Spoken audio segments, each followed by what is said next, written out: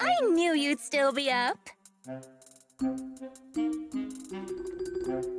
Yep, this is still early for me. I'm quite the night owl. Perfect. Anyway, the reason I'm bugging you at this hour is... I was hoping you could help me with something. Lately, my ethereal research has been like a Tarrasque mixer trying to get through the old metro tunnel in Cretan Hollow. Completely stuck.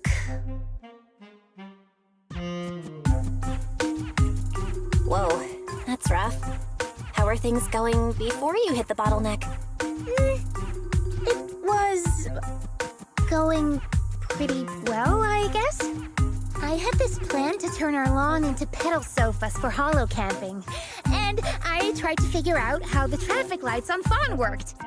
Oh, do you happen to know if you tie both ends of a specter's cloak into a knot, how does it keep floating? Wait, Lucia, where are all these research ideas even coming from? What do you mean, where? From the Hollows, of course. Just walk on in, run into a couple of ethereals, and boom! Research inspiration! But I'll admit, these ordinary inspirations are just not enough.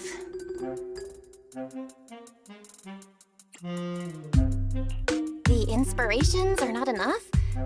Or should I be asking, what about the other ideas you had before? Proxy, could it be you haven't read any of my posts on Spook Shack? I guess the titles of my posts haven't been catchy enough. If I can't come up with something as attention-grabbing as the fiery serpent, then no matter how many times I write about blast crawlers, people are just gonna get bored and lose their interest in the forum. And when that happens, where can I find leads on the night horror? What's a night horror? Some rare ethereal you're interested in? Well, it's kind of a long story. For now, think of it as an ethereal. An ethereal that can enter people's dreams and talk to them. Wait. Roxy, do you think ethereals can communicate with humans? What?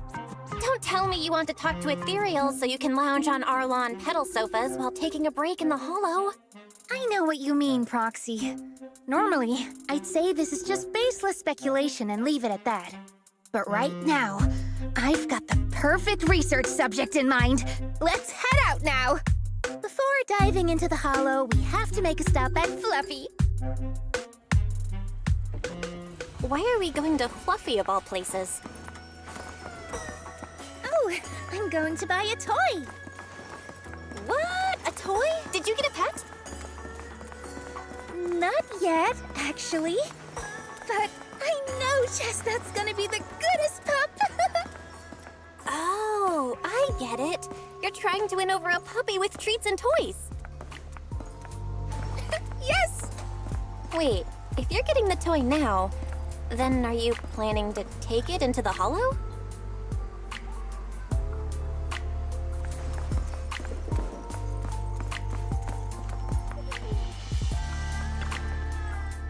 Hey there! Welcome in!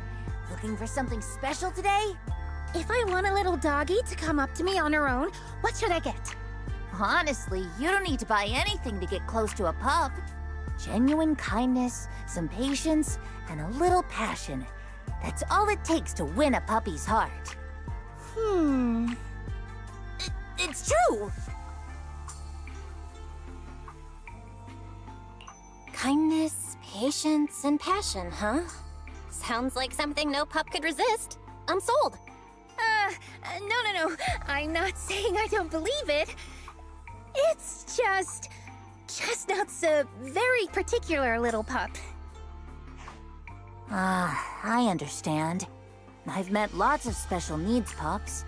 Some were abandoned, some have been on their own since they were born. If you want to gain their trust, it will take a longer time.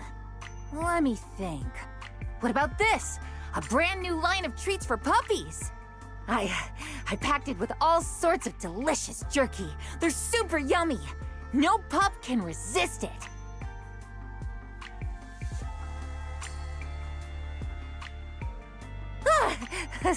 Sorry, the smell got me. That's okay. But, I don't think Chestnut would like this.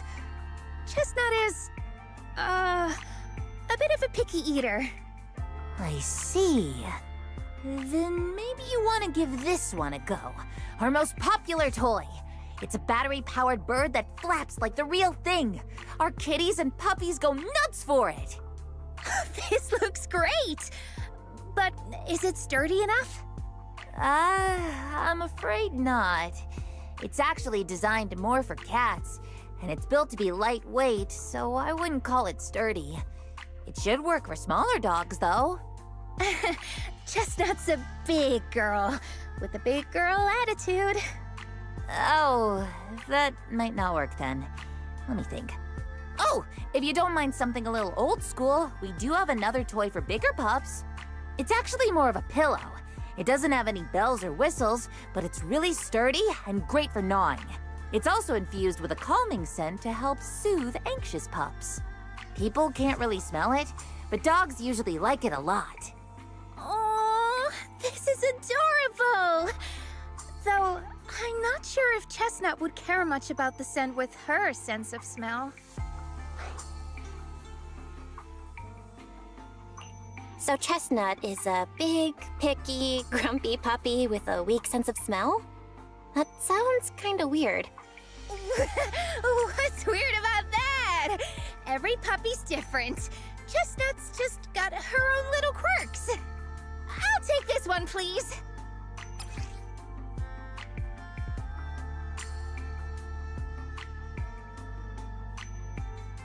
You got it! Hope it helps you bond with that special little pup of yours. Oh, it definitely will.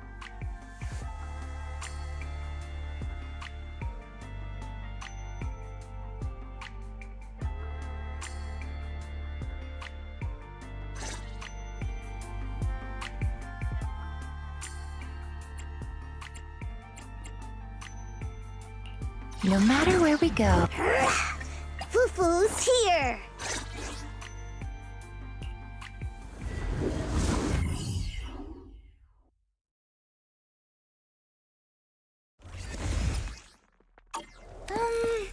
Let me think. All right, let's head that way.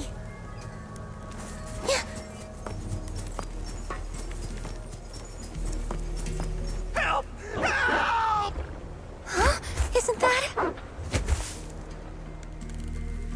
Strange. This place was nice and quiet last time I was here. By nice and quiet, you mean there weren't this many ethereals back then? Not exactly. But the ethereals here were always pretty chill. We hardly ever gather like this. Ethereals? Chill? I am ready. Thank goodness you guys are here. I was this close to being killed. That sneaky little hottie totally set me up. Huh? Which hottie are you talking about? Among the pack of ethereals that surrounded you, I didn't see any. Oh, maybe you didn't see it.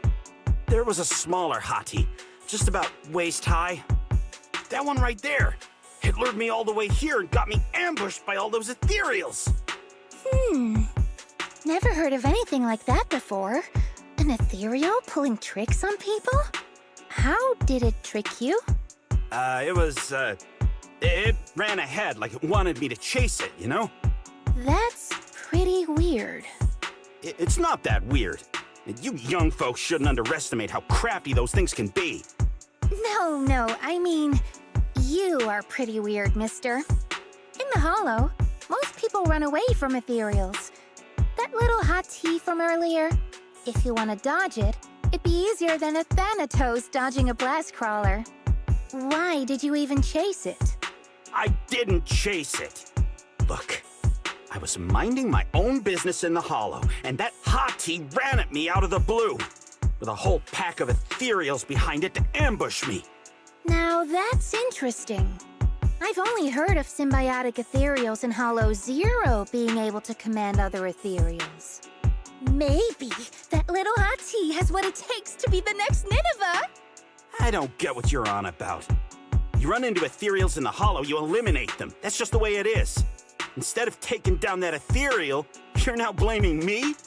That is just absurd.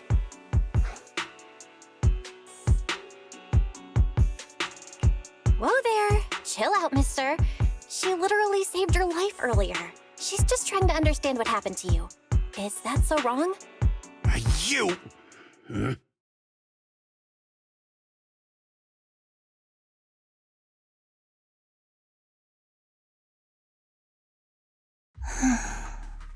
Roxy, do you think I'm absurd too?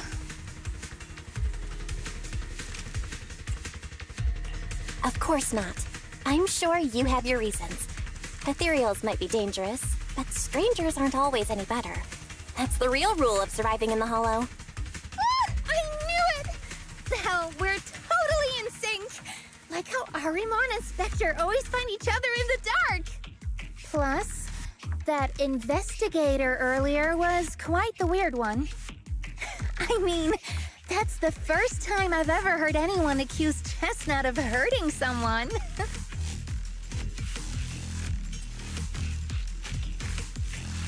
Wait, Chestnut? Who? You mean that little hottie the investigator was talking about? Yeah! Chestnut is a good girl. Ever since I met Chestnut, she's never harmed anyone from outside the hollow. More than once, she quietly led me to injured investigators so I could help them. This one time, right around here, my carrot stopped working. Chestnut just happened to stroll by and guided me out. A hottie? Working as a rescue dog in the hollow? Are you serious? And here I thought your ideas from earlier were wild. There's other reasons, of course, but I trust Chestnut. She's always been gentle and kind. What's strange is, the last few times I saw her, I kept feeling like someone was tagging her, tracking her. Just like that guy from earlier.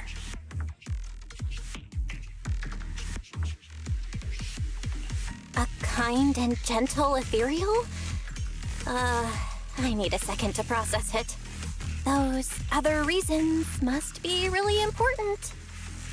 It's a long story. Let's talk about it when we get back. Ugh. And thanks to that weirdo earlier, I didn't even get the chance to give Chestnut the toy I picked out. Let's look around a bit more. Maybe she's still nearby. I think Chestnut went that way. Let's go take a look.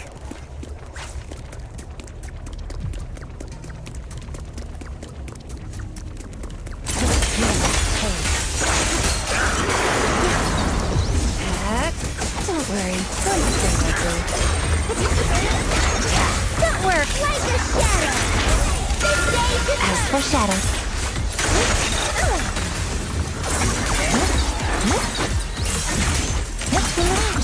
my aim is clear.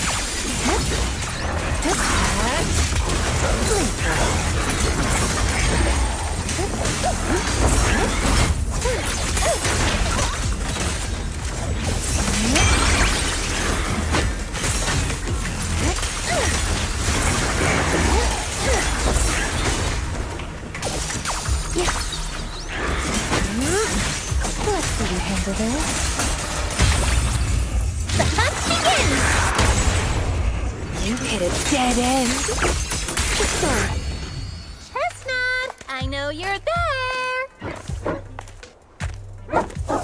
You didn't hide your tail properly. Did she actually understand that? Of course, she always understood me. Aw, you don't like it? Stroke.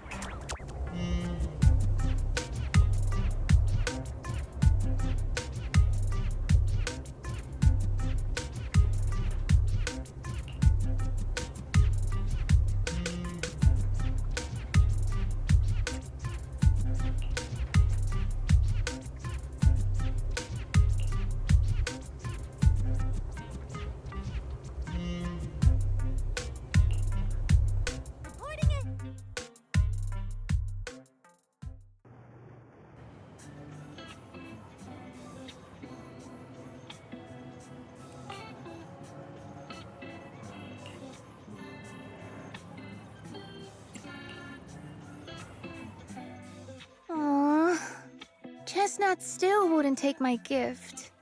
Do you think that investigator spooked her? Maybe that's why she's being extra cautious today.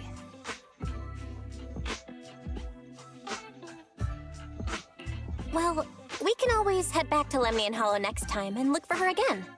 Okay. I hope we get to see Chestnut next time. Oh, right. I promised to tell you why I trust Chestnut, didn't I? Well, it has something to do with the night horror legend from my tribe. Long story short, Chestnut is a gift the night horror sent me in a dream.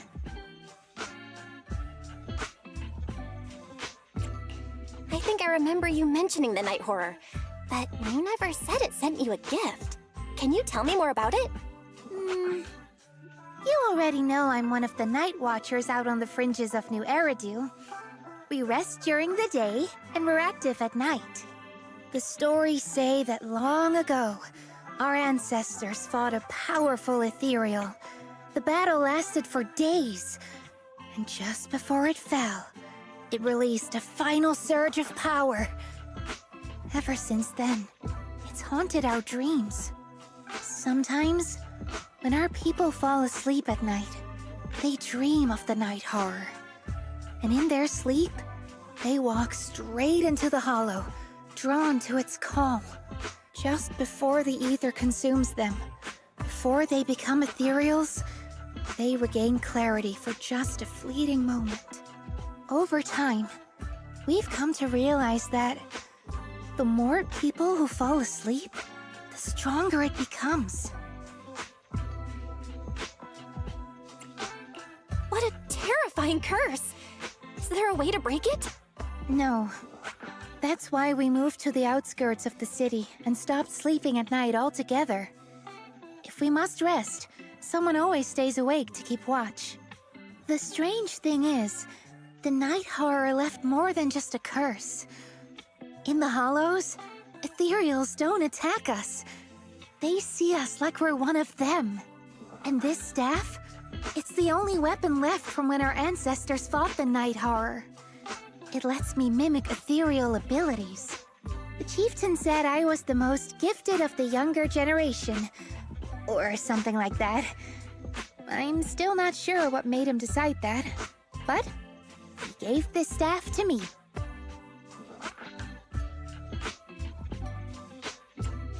Wait, Lucia. You said the Night Watchers walk into the hollow in their sleep if they dream about the night horror. Have you ever dreamed of it before? No, but I came really close once. It was a night not long ago. Granny was keeping watch for me. She was telling me stories of the night horror, how it's both feared and revered by our people. She even described the night horror she saw in her dreams. Just like everyone else said, a stunningly beautiful ethereal, almost godlike.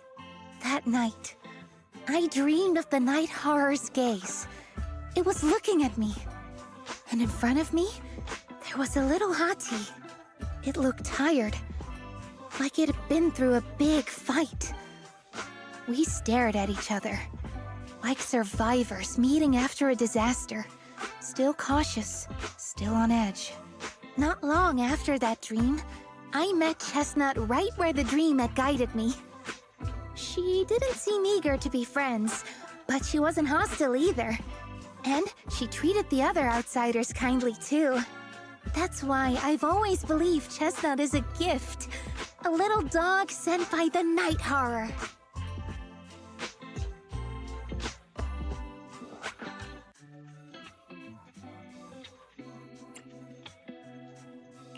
I mean, based on how you described it, I'm not talking about Chestnut. I mean the night horror. Is it really trying to be nice? I don't know, but I think Chestnut is such a good girl. If we can get along, maybe the conflict we saw in the dreams won't come true after all.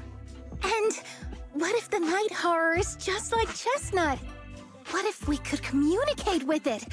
Then maybe everything our people have endured could finally come to an end. Sounds silly, doesn't it? Not at all. I get what you mean, Lucia. It's the Hollow. Who can say anything for sure? Even among my own people, no one really believes me. Except for Ade and Granny.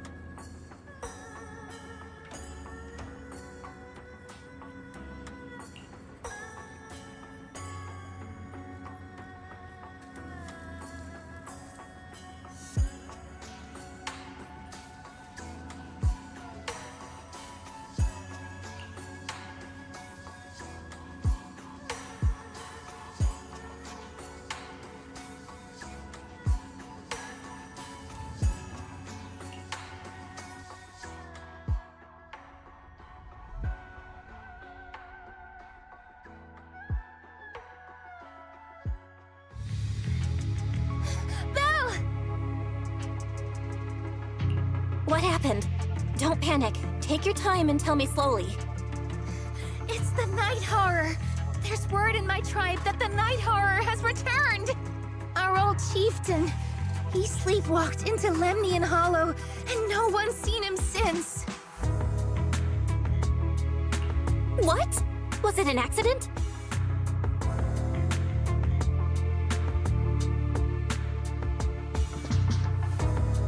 A few days ago, some people came to speak with the chieftain.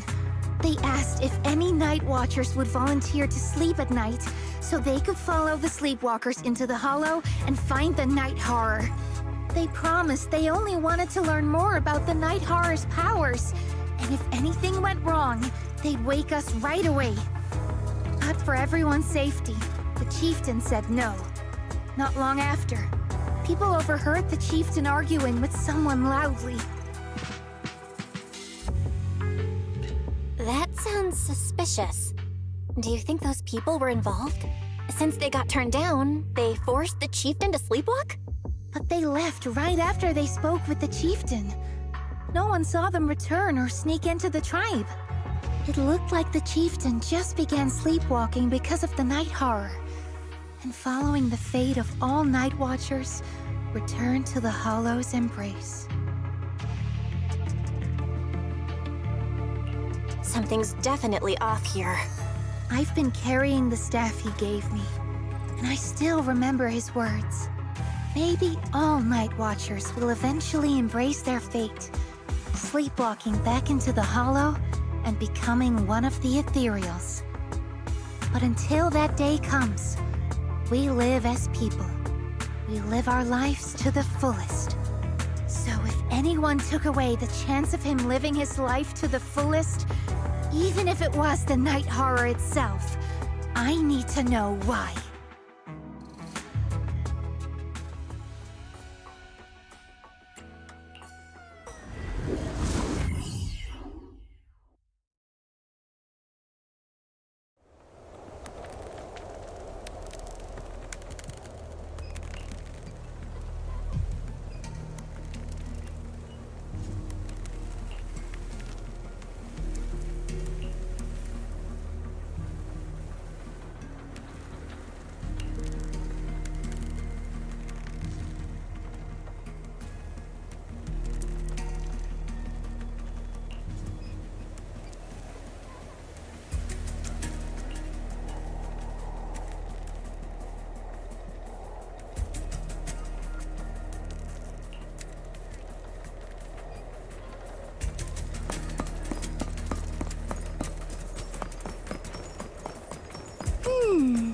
A crossroads.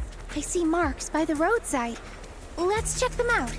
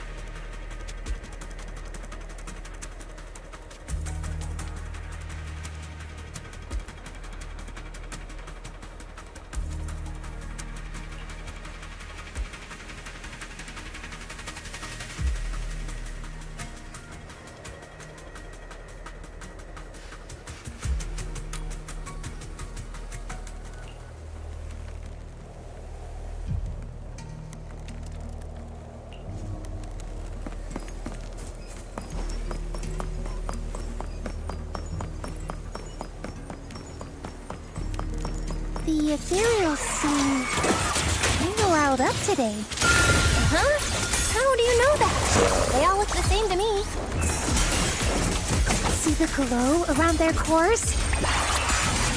It's shifting fast. Much faster. About 20% quicker than usual. Whoa, you can tell?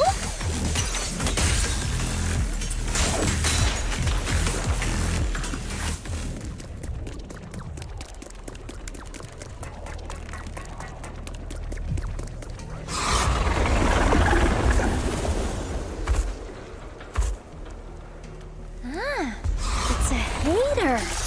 You actually know this ethereal? Like the chieftain? No, not like that.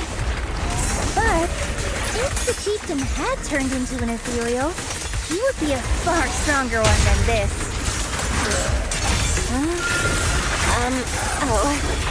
Go chieftain, I guess. High-rank ethereals never get along. So if one is flexing its muscle here, it might actually be good news for us. I'm not following what you just said. But if you're calling it good news, it's good news. Yep. But first we need to deal with this little troublemaker. It's being a menace.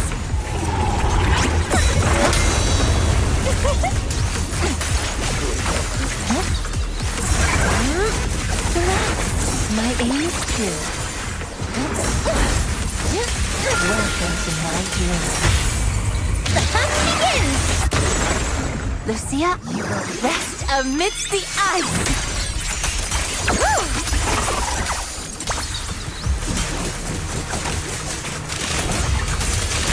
The name of the night, emissary! As foreshadowed. So that was just a warm-up.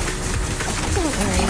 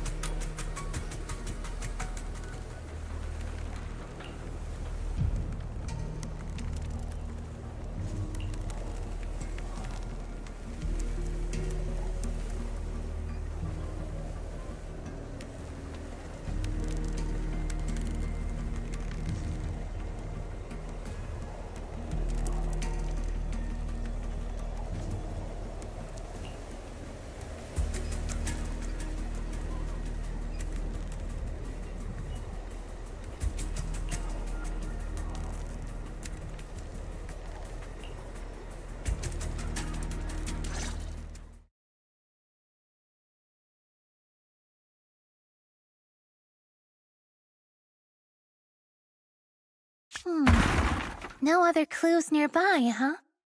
Oh, what was that? Huh? Chestnut? Did you come looking for me to hang out? Oh, you mean you want us to follow you? Come on, let's follow her. Hold on, just like that? Let's go! We've entered the Hollow so many times, but this is the first time we've had a tour service! Wait, watch out for ethereals! And I don't mean Chestnut. Emergency! Excuse me, coming through.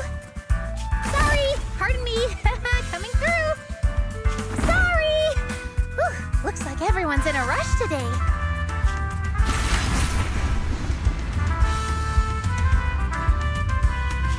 Weren't we supposed to be looking for clues? I think I just hit my steps for the day. Chestnut, what is it you're leading me to? Don't tell me we'll get all the way there just to find out she was chasing after a lost chew toy or something. Are we finally here? Wait, that's... Kieran? And what's that beside him?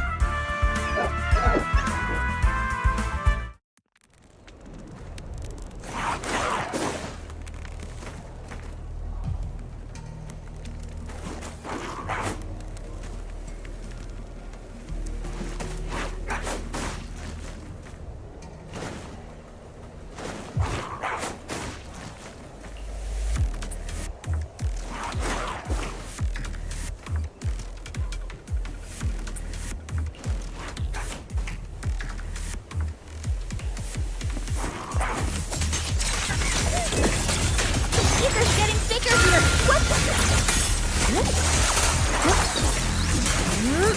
Here we go.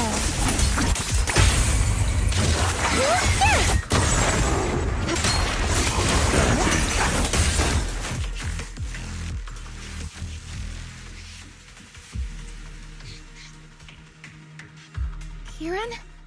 Kieran! Are you okay? Lucia? What are you doing here? I heard about the chieftain. I came here to see if there were any clues. What about you? Did you also sleepwalk into this hollow? I don't really remember. I asked a friend to keep watch for me, but somehow I still ended up sleepwalking. Before you guys woke me up, I had no idea I was here. It's pretty late. Maybe that friend of yours also dozed off. I don't know. I saw him as a friend. But maybe he didn't see me the same way. He's always in an investigator outfit. Last time I ran into trouble in the Hollow, he was the one who saved me. Lucia knows. When things go south in the Hollow, we Night Watchers are always the first ones to be abandoned. It's rare for anyone to turn back for us. What? Why? Just because you don't get attacked by ethereals, they treat you like you're some kind of freak? Especially when the ethereals come swarming. It really becomes apparent that we're Night Watchers. But then again, I guess it's not always intentional. Sometimes people genuinely can't tell. In the chaos, a Night Watcher in a helmet doesn't look that different from a frenzied maniac or a vicious striker. That's crazy. But there's something strangely funny about it, too. Sorry. I shouldn't laugh at it. In dangerous situations, people tend to turn on anyone they see as different. When panic hits, those so-called teammates usually choose to abandon us first. And they always say things like, "You'll be fine. The ethereals won't attack you. Just hide here. We'll come back for you when we can." Most of the time, no one comes back for us. That's why, After that guy saved me, I really thought he was a true friend. I understand what you mean. But has he been acting strange lately? Strange.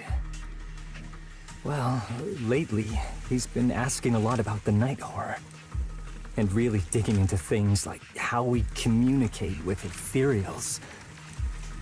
Does that count? Communicate with ethereals? Yeah. He saw me trip over a beholder engine once. It just looked at me and left me alone. Didn't attack me or anything. After that, he got it into his head that Night Watchers must be able to communicate with ethereals. It has the power to calm them down. By the way, speaking of calming and communicating with ethereals, isn't that your specialty, Lucia?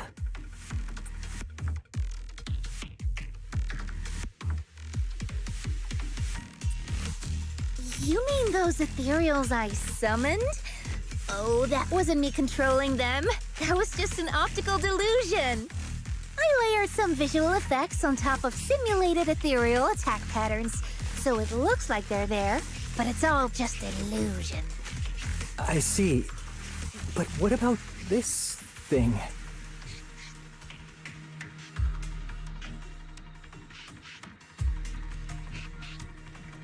Oh, that's Chestnut.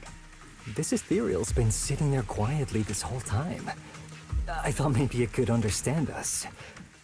Wait, is it one of your illusions too? Ah, yes, totally.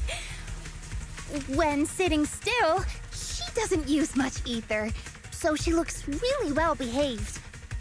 But if you try to make her do something, she can be a little slow.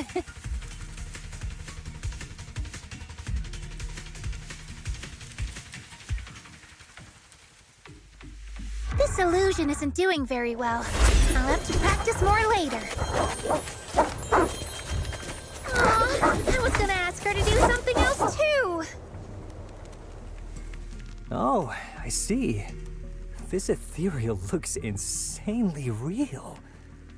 I've seen some of your illusions before, but this one... Seems like you've improved your skills again. Congrats. I guess so. Thanks. But even with the staff passed down in our tribe, you still can't really control ethereals. Does that mean what the guy's after? Controlling or communicating with ethereals was never actually possible in the first place? Manipulating the ether environments to control ethereal behavior isn't totally far-fetched. Take Geppetto from Hollow Zero. It could even command other ethereals to launch ambushes. But this strange device here? I doubt it can pull off anything close to what Geppetto could do. If we're talking about massive symbiotic ethereals like Geppetto, then yeah, it could definitely manipulate the ether environment in a large area. But I feel like we don't really need something that extreme to influence ethereal behavior. If we just want to change how ethereals behave, then maybe suppressing or stimulating their ether activity levels could do the trick. As expected from our ethereal expert. Have you seen anything like that before? No, but the ethereals we encountered earlier were unusually agitated, as if they'd been provoked by something. Do you think it could be because of this device? And don't forget the chieftain's disappearance. What if someone's using the Night Watcher's abilities to try and communicate with ethereals, or to test how much they can control them? Are you saying that someone's been experimenting on us? Using our ability to sleepwalk our lives? For research? That's right. They probably want to exploit the Night Watcher's abilities to locate the night horror and research how to communicate with ethereals.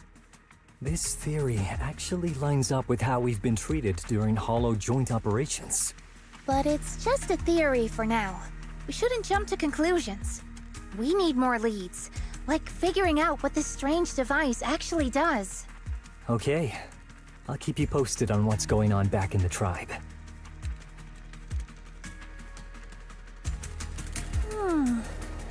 Weird little thing. Belle!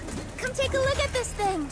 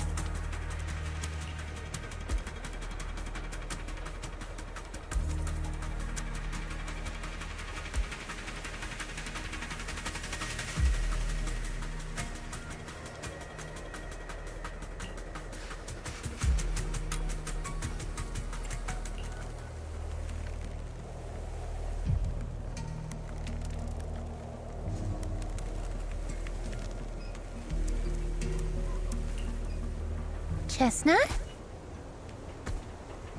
Wow! You like this pillow, don't ya? Thanks so much for today. Will you come play with me again next time?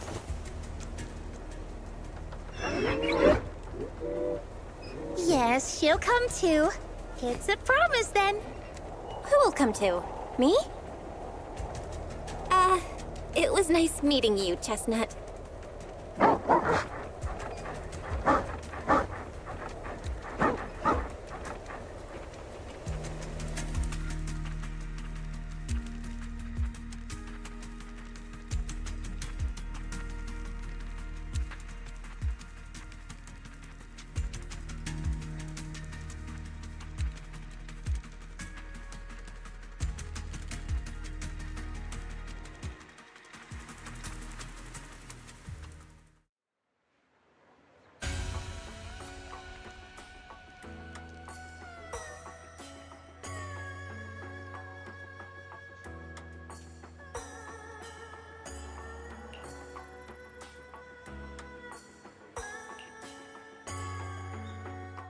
Oh, it's nothing. I was just wondering why the chieftain chose to give me the staff. If a family in Eridu had been holding on to a secret weapon, you'd expect it to go to someone powerful. Someone who could last the longest in the Hollow. Or someone who's best at taking down ethereals, right? Not that the Night Watchers believe whoever slays the most ethereals is the strongest, but I don't exactly have any other qualities that stand out. But you really know the ethereals. The staff is a relic left behind after the Night Watchers confronted the Night Horror. Giving it to the person who understands the Night Horror best totally makes sense. That does make a lot of sense. Actually, I've always had doubts about the true purpose of this staff. For decades, our chieftains have used it to fend off ethereals and protect our people from hollow disasters. But for me, defeating ethereals was never the goal.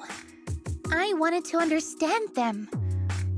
Even among the Night Watchers, some say I've strayed too far from tradition.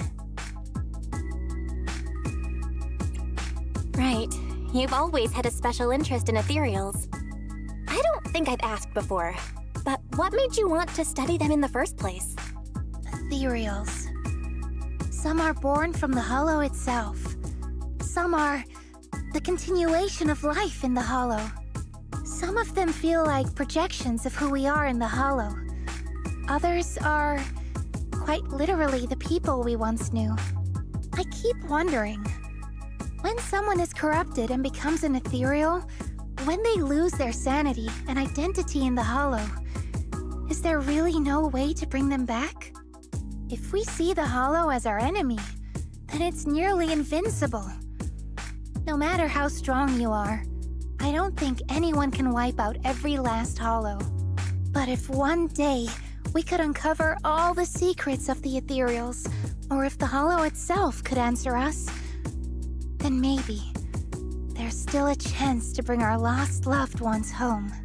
We can't change what's already happened, but maybe we can still move toward a future where we no longer have to live in fear of the Hollow. Maybe. But, Lucia, those are some big questions. Perhaps the old chieftain gave you that staff because he believes in your search for the truth. Is that so?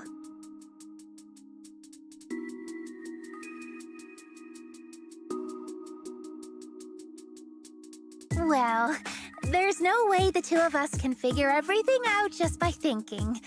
Let's not stress ourselves out. Phew. So much has happened tonight. I'm exhausted. I should head home and get some rest. But I'm sure we can find out more about the chieftain and Kieran. Once I hear something new, I'll let you know.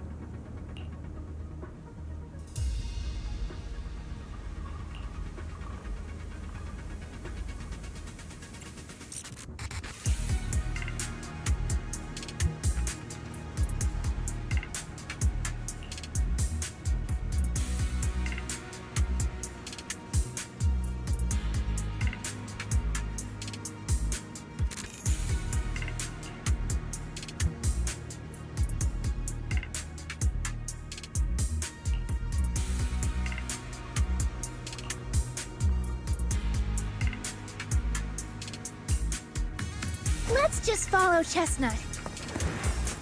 Whether it's the suspicious investigator we saw earlier, or... Chestnut should remember their scent.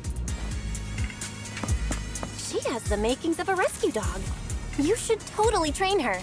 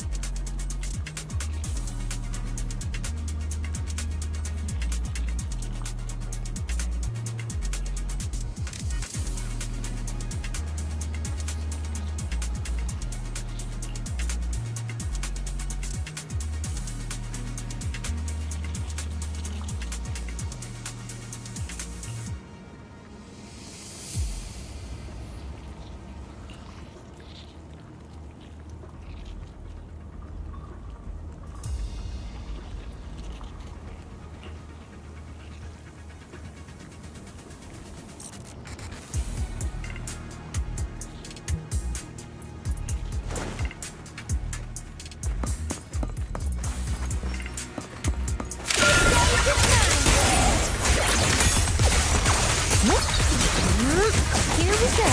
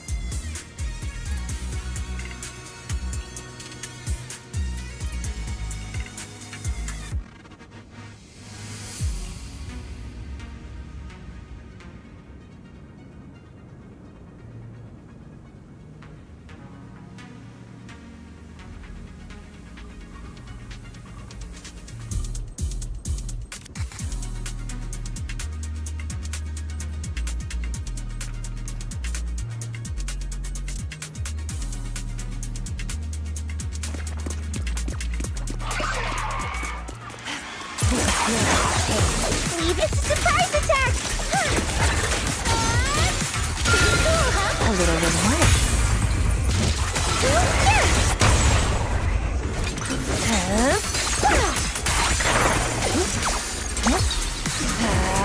Don't worry, one thing will do.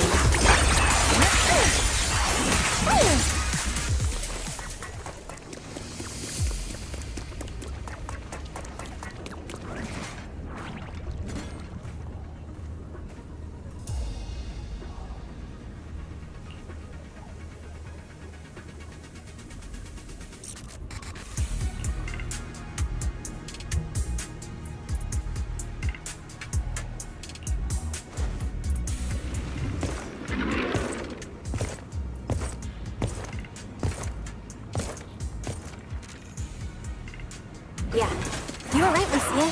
He's close. I'm sorry. I'll have to send you back to the Hollow.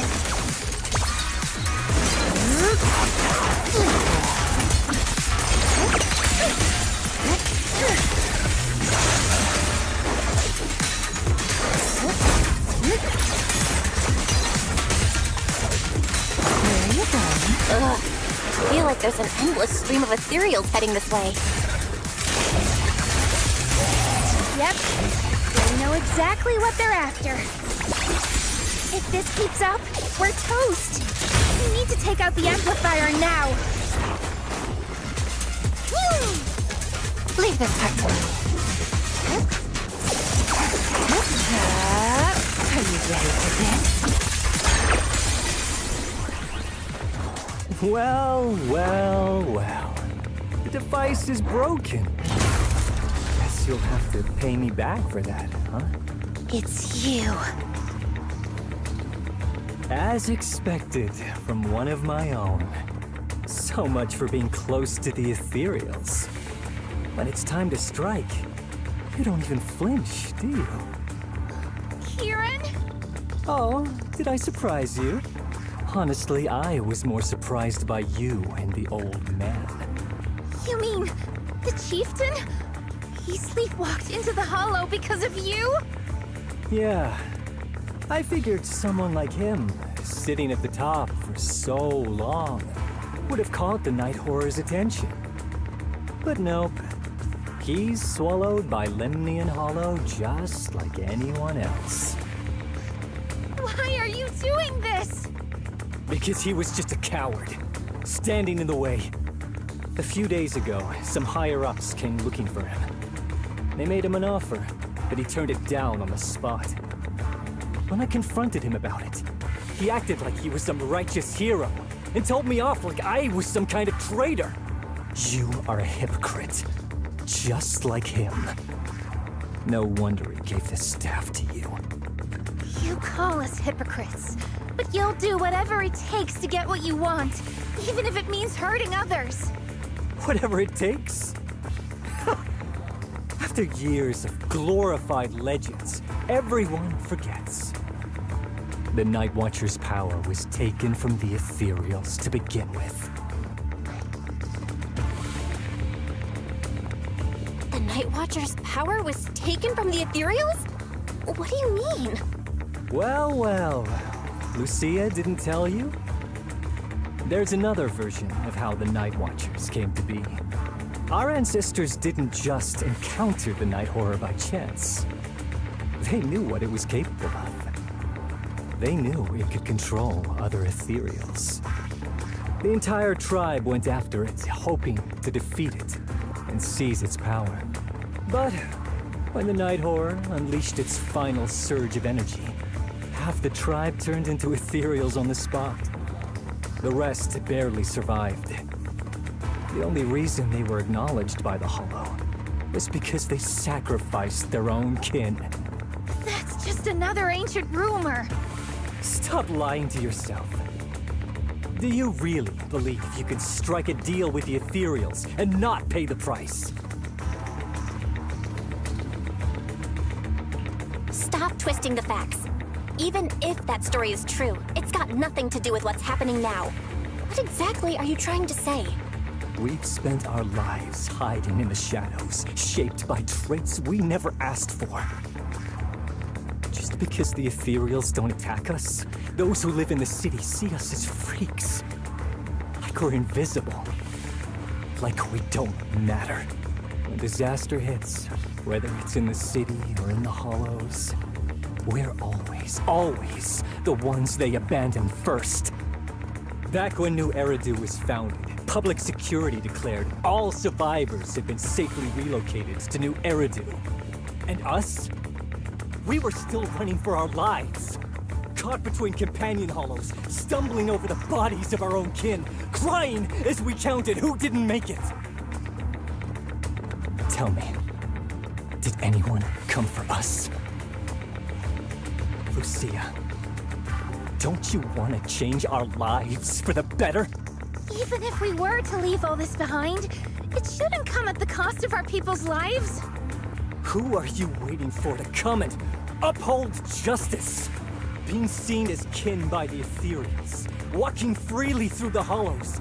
This is the Night Horror's blessing! We should use this gift to earn power, to gain recognition. Isn't that what we deserve?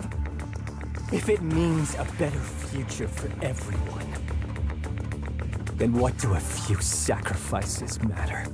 But the price you're paying for that future, is it really your so-called gift? Or is it the lives of your own kin? What is it you really want? A place for our tribe to survive? A stamp of approval from New Eridu? Or something else? Those sacrifices were just inevitable casualties.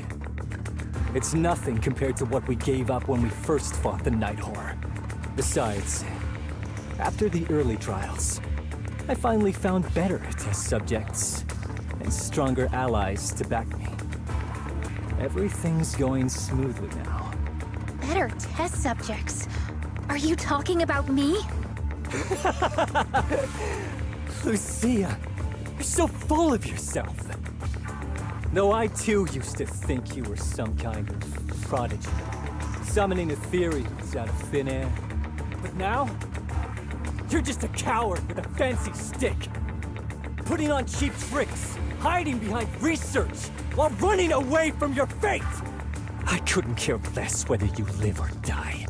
What is it you're after? Chestnut or the staff? Obviously both. That staff was entrusted to me by the chieftain. After everything you've done, you still have the nerve to ask for it? And Chestnut? Chestnut is my friend. She is a free ethereal. I will not let you take her away! Oh, save the speech. I've heard it all before. The Night Horror is watching over the conflicts, gifts from your dreams. But you've never even dreamed of the Night Horror. You are just making up stories to hide the fact that it never chose you. The only reason you stumbled upon this rare hottie in the first place was because I slipped up. And I'm here to fix that. It's time things go back on track now. You treat our people with even less care and compassion than Nineveh does the Hornets. I don't believe a word you say, and I won't let you hurt anyone else just to feed your ambition.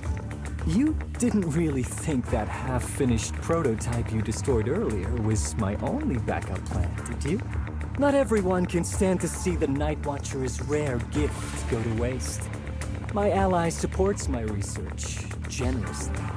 They've even thrown in a little extra firepower. So hand them over.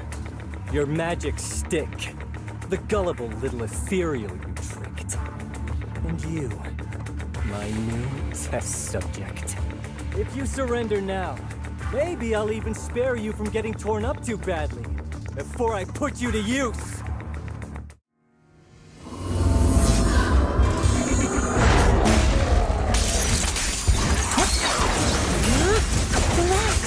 My aim is true. As foreshadowed.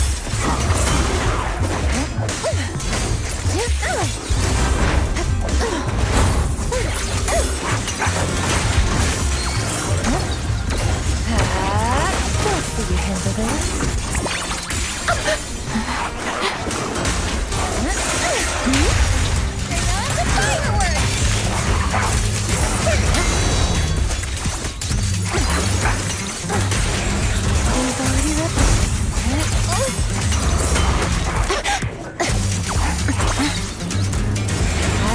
Here we go.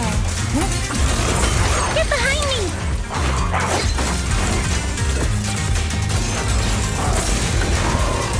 Rumble in the mix. This is your last page. Don't worry, one thing will do.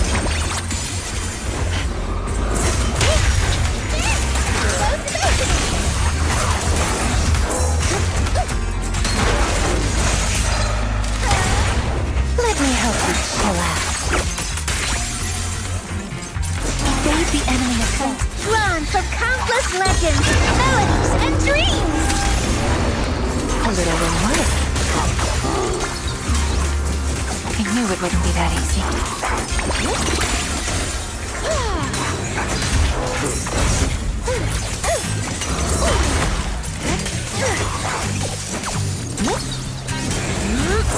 Here we go.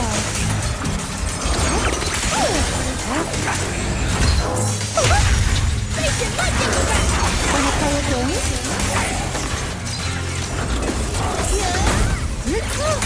stiff, are we? Don't worry, one swing will do. Now, little cuties, crush them!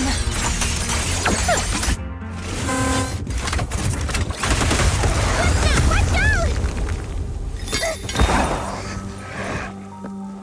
So, looks like the staff didn't make you stronger. Why don't you give it back to me? I won't allow you to disgrace the relic of my ancestors! Chestnut, I will never give the staff to you. Instead of using it to hurt people or treating it as a bargaining chip, I would rather use it to make new friends in the hollow!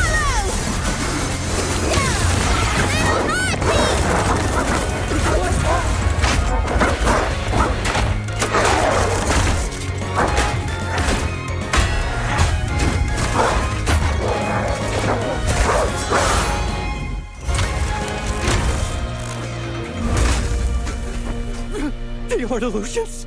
The real ethereals? You're a monster! See? The hollow has answered my call. You freak! Maybe. But if you were really blessed by the night horror, how'd you end up being defeated by a freak and a little hot tea? I underestimated you. No. What you underestimated was what you kept talking about, the gift. You always saw our abilities in the Hollow as some kind of superior gift, and you see the city people as enemies who abandon us. And when it came down to it, you forgot that we've been acknowledged by the Hollow, and chose their machine instead. I was only borrowing their power. Most people see ethereals as enemies. But when you try to exploit their power and get burned by your own betrayal, it's hard to play the victim then, isn't it? When you spoke so passionately about our tribe's place in the world, I thought you understood that. Are you defending the ethereals now? Whoa! That is a wild take. And for the record, Lucia never stood by when ethereals were hurting people. You see the Night Watcher's power as leverage or a weapon for revenge. I see it as a way to understand the world. I want to learn about ethereals because the Hollow is their home. They're born there. They exist there. And they return there. I want to learn from them. Not because you also want to find the night horror? That's only part of it. I want to find it. To speak with it. To try and fix the situation we're in. But that doesn't mean I'll stop trying to understand the other ethereals along the way.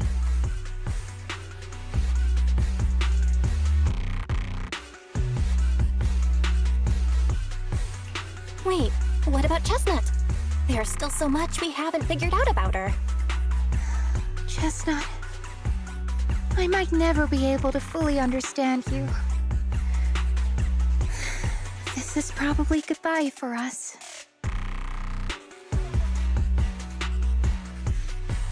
You never said who your ally was, but I'm guessing they already know about Chestnut, don't they? That's right. I won't lie. I did promise my ally I'd bring back an ethereal that could talk to humans. He's very interested. So, make your choice, Lucia. Stay with her, wait for them to find her, and watch as she's dissected, destroyed?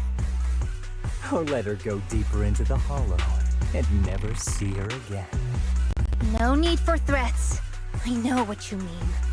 People like us, strange, sometimes invisible to others. If we don't live among our own, it's nearly impossible to find someone else who's just as special. A real friend. Thankfully, I met my friends. Friends with genuine kindness, some patience, and a little passion.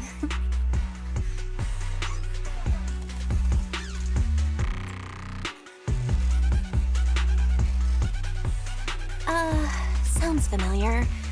Who said that again? Wait, wasn't Karen said? The way to get puppies to like you? Friends. You mean the kind of friend who sends 2 messages in the morning when they wake up, then leaves you unread all day until finally replying right before bed? Hey, are you night blind or just stuck in your own little bubble? I'm Lucia's friend, and I'm standing right here. I stayed up way past my bedtime to be here. Don't act like I'm invisible. See? Staying close doesn't mean you have to talk to each other all the time. We live in different moments, but that doesn't keep me and my friends apart. Now, before I say my proper goodbye to one of my best friends, Chestnut, and hand you over to public security, I've got one last question. That ether amplifier of yours, what are its side effects? What? Right before I summoned the brave little hotties, I felt a strange power surge through me. In this area, only that amplifier could have caused something like that. But what's the price? You think that machine summoned those hotties? It's impossible. You've destroyed that thing completely. And as your tribesman, I didn't feel anything unusual. Maybe it's time you face it. You're just something that can't be explained. You're a...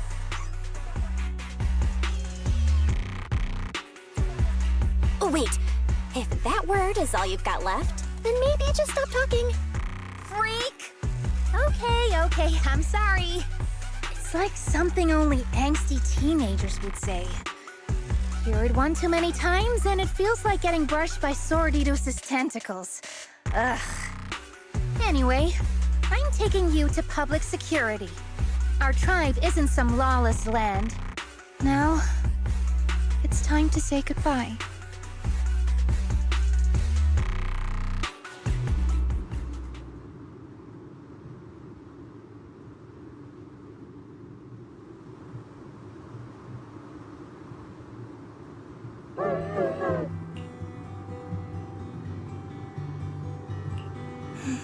He's right. You'll be freer and safer if you stay away from me. Head for the deepest part of the hollow, as far as you can go. Be wary of humans the way they're wary of you, but don't hurt them. If we're lucky, maybe we'll meet again. Good girl, Chestnut. Go on.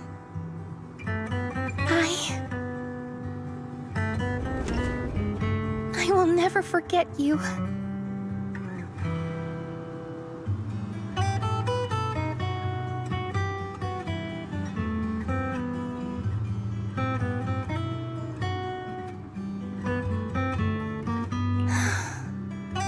I already miss you.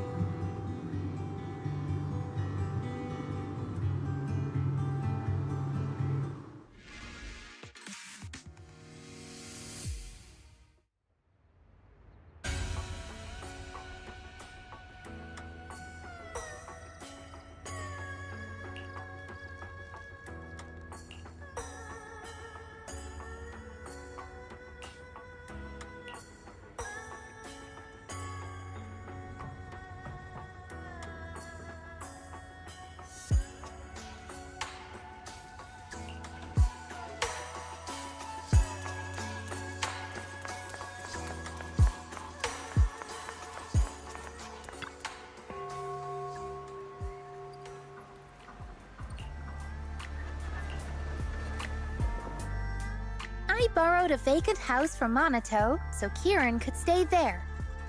The chieftain said someone will come pick him up, an officer who's familiar with our tribe's affairs. That investigator who turned into an ethereal wasn't exactly a good person, but Kieran still has to take responsibility.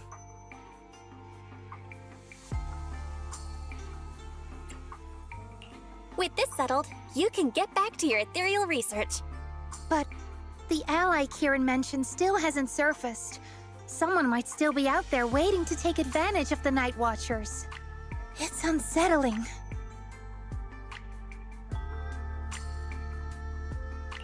Unsettling? That doesn't sound like you, Lucia. But either way, you're going to keep up with your research, right? Of course! Even if I won't be seeing Chestnut as often anymore. And I can't upload our videos or tell the world there's an ethereal in the Hollow who can actually communicate with humans. Chestnut gave me the courage to keep going. I've made some real progress this time.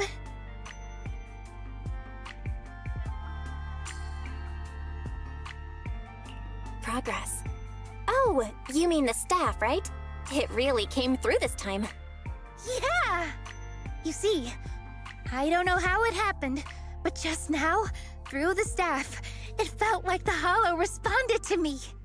The Hollow said, "Let there be little hotties to help Lucia." And boom! They appeared! And helped me take down that big guy!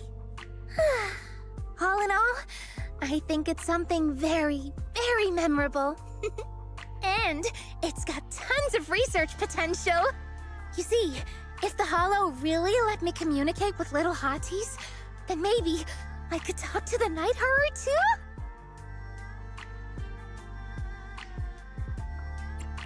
If you really could talk to the Night Horror, what would you ask? If I ever got the chance, I'd ask, why did it give the Night Watchers the trait that makes Ethereal see us as kin? Can our dreams stop leading us to madness and turning us into Ethereals? But I want more than asking questions. I have bigger ambitions. Maybe someday, everyone could hear the Hollow respond, just like the first Night Watchers did. Maybe we could even communicate with it, so we won't have to live like nomads. Wow, that answer is a long way off. But I think if anyone can reach it, it's you, Lucia. Yeah, there's still so much left to learn. Time for a break, and then the journey continues.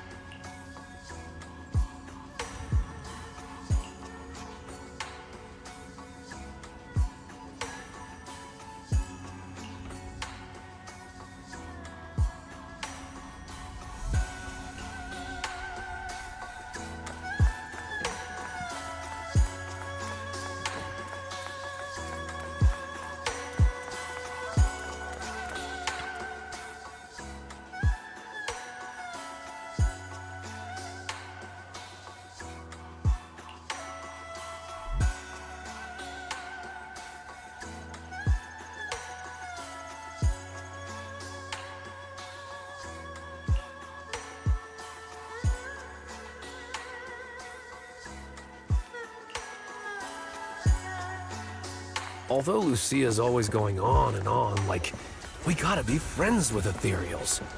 We can never quite follow her train of thought. But as her human friends, everyone really likes her. Plus, she's always so cheerful. So what's been weighing on her lately?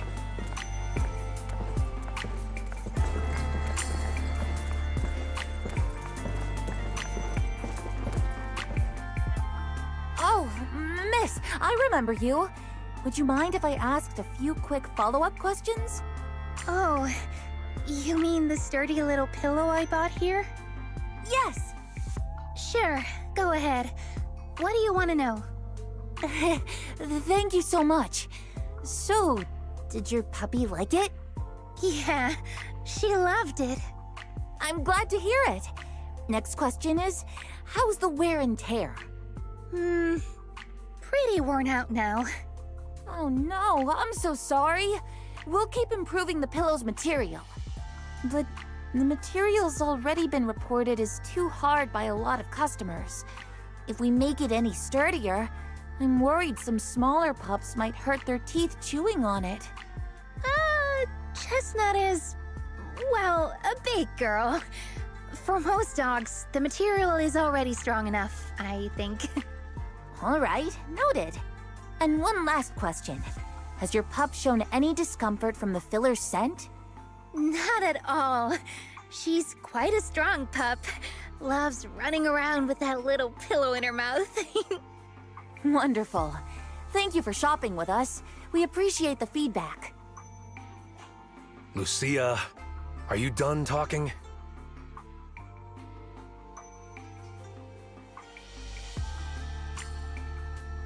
Huh? What's with that look? What were you guys talking about just now?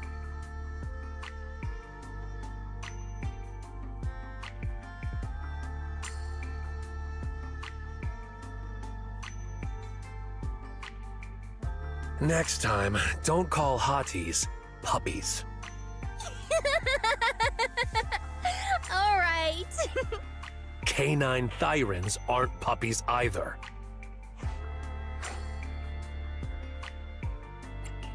Yup. Fierce canine thyran or bulky hottie. Either way, not your average little pup.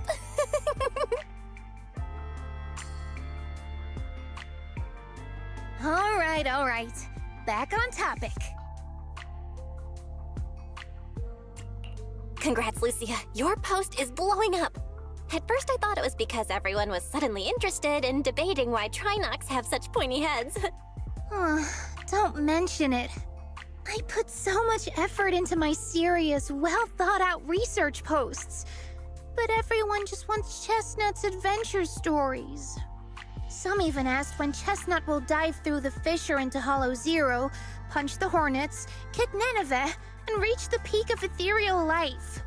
Lucia, we all know you miss Chestnut, but... But a hottie's front legs are built more like a real canine's, not a cat's. I mean, they can't punch hornets, and its back legs can't really... Wait. This is what you've been stressing over? Well, not exactly. Actually, Belle, there's something else I wanted to talk to you about. Things are mostly settled now. Kieran's been turned over to public security. But when I asked the chieftain, even he had no clue why I was able to summon an actual hottie using just the staff and a notebook. If it wasn't just the staff, then maybe the little hotties appeared because the night horror was watching me again. Or was it because of Chestnut? Do you think the night horror might not be an ethereal at all? I trust your judgment. But aside from ethereals, the only other beings we've seen born from the Hollow are... the sacrifices, right? The night horror doesn't seem like one of them. Then what could it be? It gave the Night Watchers the traits that make ethereals mistake us for kin. It can enter our dreams and lead us into the Hollows. It even foreshadowed my farewell with Chestnut. It has to be something far more mysterious, some deeper creation of the Hollow itself. But I still know far too little about the Hollows. Like you said, the answers might be a long way off. At least I can restart the research I put on hold. So, who's coming with me into the Hollow to see if an Avaris actually bonks its horn when it rolls over?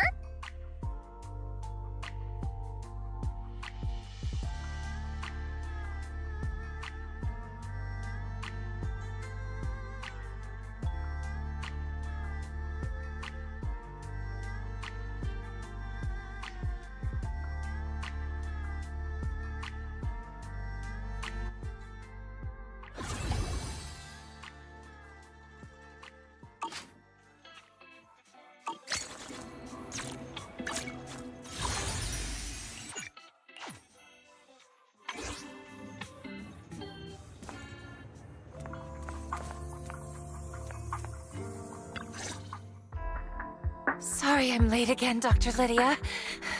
I really am. Next time, I'll be sure to arrive on time. It's all right, Itari. Relax. I'm not going to blame you. I'm worried that the treatment might be putting pressure on you, causing you to want to avoid it subconsciously. Could that be why you're late? I don't know. Why do you ask? Because the Itari I know was always punctual. You only started being late after we began discussing the past, no? I can sense some resistance and discomfort in you. Especially when I suggested searching for some items related to the past, and we started slowly recalling memories together. Your discomfort seemed to intensify. I'm sorry. Like you said, we must face the past in order to move on. We must clean the wound before it can heal. I did eventually find some items from my childhood. Using them, I was able to recall the appearance of my family members. But for some reason, I still subconsciously try to avoid it. Perhaps it's not the truth you're afraid of, but fear itself. But from what I see, you're much braver than you realize. You're no longer alone. You have friends by your side. Last week, you mentioned on Knock Knock that you'd bring some items from the past today, and that you hoped I could open them with you. Yes, here they are. All right, let's get started then. Let's hear what young Itari has to tell us. I didn't expect her counseling to take so long. Let's go eavesdrop on their conversation. Aren't you curious what they're talking about?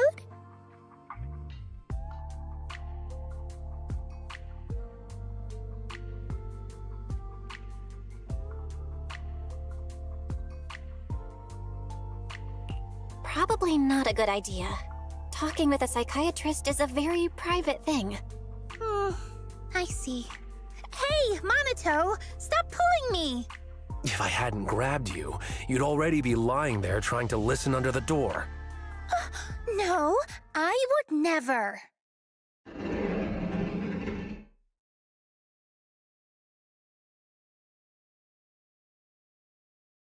Wait, did you hear that? Itari? Itari! Wake up! Are you okay? Can you hear me? Hello? Is this Thorn Quarter Emergency Center? I have a female patient here who has fainted during a counseling session. Not good. Quick, let's check on her.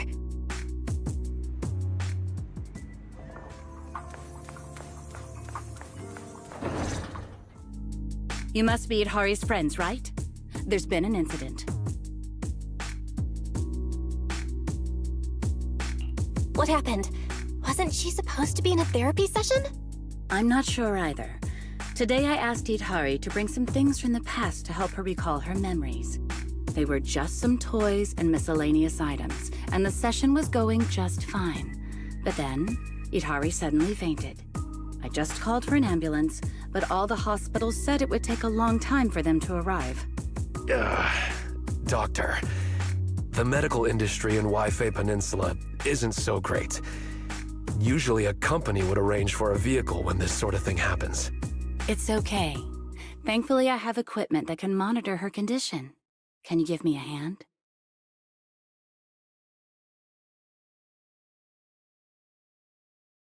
Preliminary diagnosis suggests emotional fluctuations triggered the part of her brain that was corrupted. She's fallen into a lucid coma, likely linked to what she went through in the Hollow. A lucid coma? So it's like she's stuck in some kind of nightmare? Does that mean she'll be okay after a good sleep? That's one way to put it, but I don't know when or if the nightmare will end on its own. Forcing her to wake up could do more harm than good. I'll keep an eye on her brainwave patterns, but we need to stabilize them first. Once they're steady, we can safely try medication to wake her up. Try calling her name by her bedside. She might feel your presence and care, even in the nightmare. But we don't know what kind of nightmare she's experiencing, so how can we comfort or call out to her? Is there another way to help stabilize her condition? There is another way. My friend works at HIA. He manages a VR device that can simulate a person's mental landscape. However, his research is too advanced, and the device is mostly reserved for elite agencies like the HSO. I also heard that their last collaboration with Section 6 experienced some unexpected issues. Section 6? Not the most approachable group. Well, maybe I could... Yeah, regular folks like us don't exactly have those kinds of connections. I'll ask my friend who works at Porcelumex later. Well, actually, I can... Yeah, I don't even have a new Eridu citizen card. No fixed address, no ID. I'm just a nobody. Sorry to interrupt, everyone, but I can get in touch with a friend from Section 6. Wait a sec. Am I missing something? Aren't you a proxy? How do you have friends in Section 6? I can understand knowing office staff from Sections 2 and 3, but a covert organization like Section 6? Wait, don't tell me you're actually a retired HSO agent. What? No, it's not that complicated. It's just a series of coincidences. Hold on, let me contact my friend from Section 6.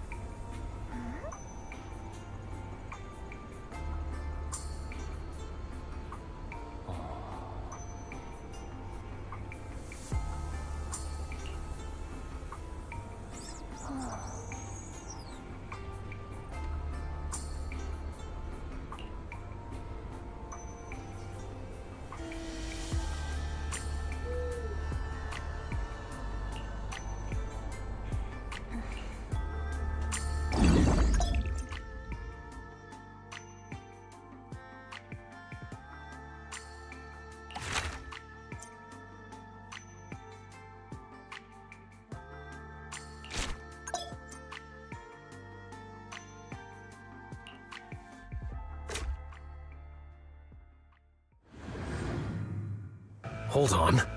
Why is she dreaming about the outer ring? Never mind that.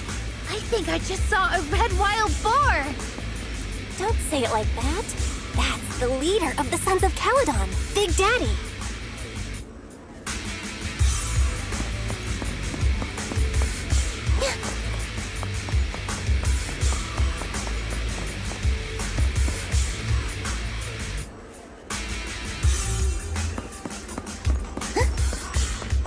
We can't let him break in no matter what.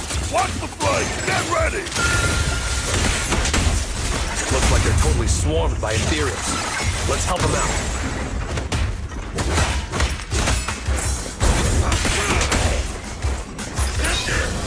After all this fighting, we still haven't taken down even one of them? Big Daddy made it look so easy just now. So is it because we're too weak?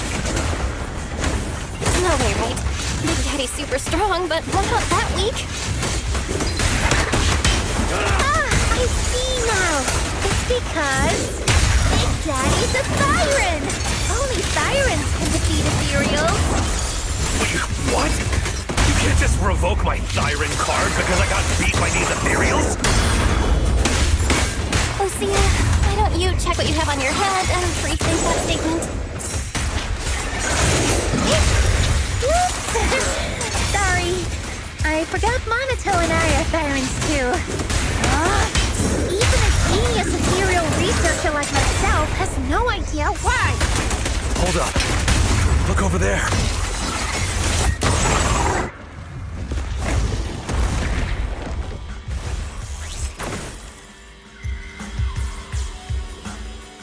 The ethereal we couldn't defeat, no matter how many times we tried, was easily taken down by one of its own kind. An ethereal? Fighting another ethereal? I must be dreaming. We've been dreaming this whole time. Wait, ethereal fighting ethereal? Dreaming? I have an idea. Huh? What idea? It's known that both Big Daddy and ethereals can defeat other ethereals, but we cannot. So, what is it that both Big Daddy and ethereals have in common that we don't? I got it. Yeah, I know it too. They're both beings from the dream world. Big Daddy and the ethereals are both stronger than us. I meant they're both from the dream world, yeah. I suspect that no external force can directly destroy this place. Only beings in the dream world can inflict harm on each other. As Dr. Lydia said, we have to face the inner demons ourselves. The fears in Idhari's dream can only be defeated by herself. Maybe we can use this principle to try and tame ethereals and train them to defeat other ethereals. Tame ethereals. One of my teachers used to say dream big, but this feels a little too big. Sure, we can try. And maybe die trying in the process. But how are we going to tame them? Let me give it a try first. Oh, chosen ethereal, reveal your true power before me. It sounds convincing, but will it really work? By the pact you've made with me, Lucia, I command you. Sit!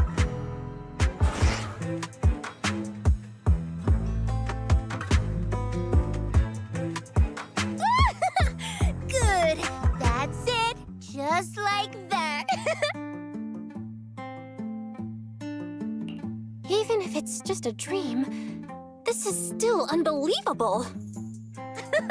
Trust me, I know ethereals. You should give it a try too. Tell it to stand up. This is so embarrassing. Do we really have to say lines like this?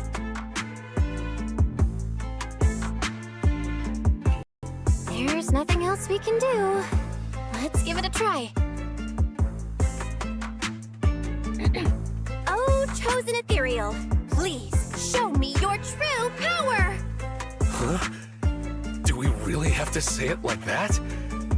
Oh, Chosen ethereal, please show me your true power.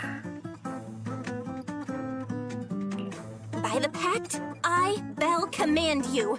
Stand up! By the pact, I, Komono Monato, command you. Please stand up.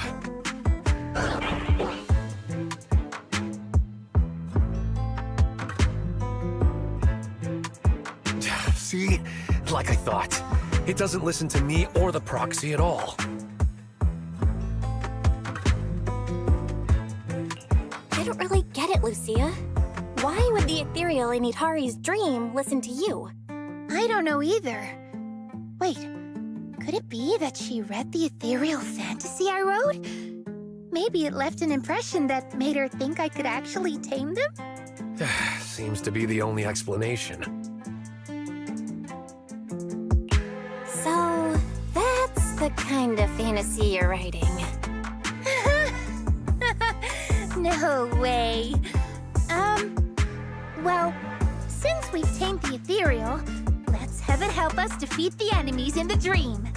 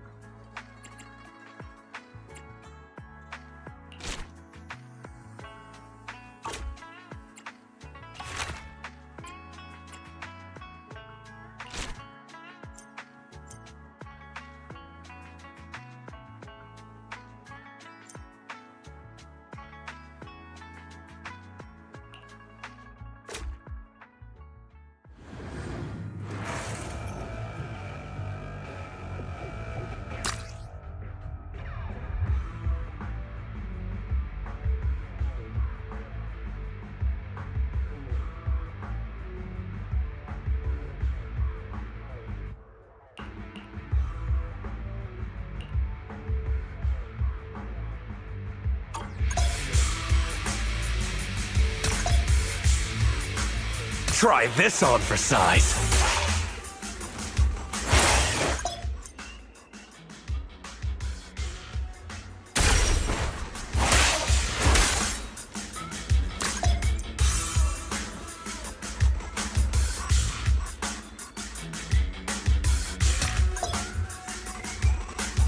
Go on the attack!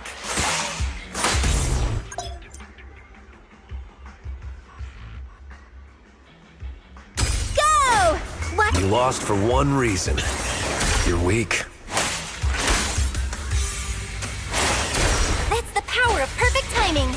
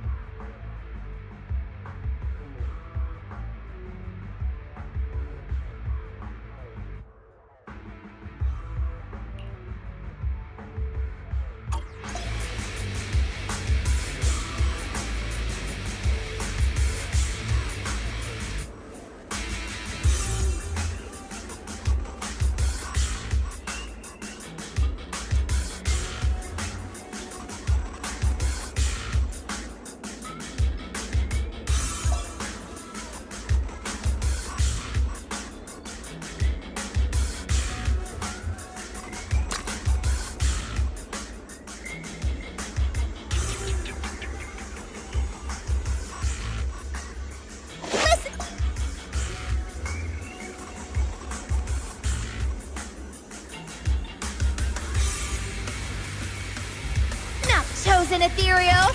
This battle is all yours! You'll get another shot. Just like that!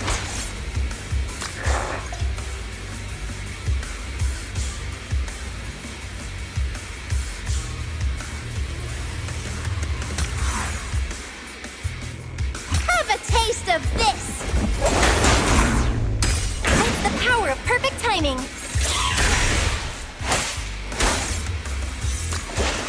One strike will send you packing. You lost for one reason. You're weak.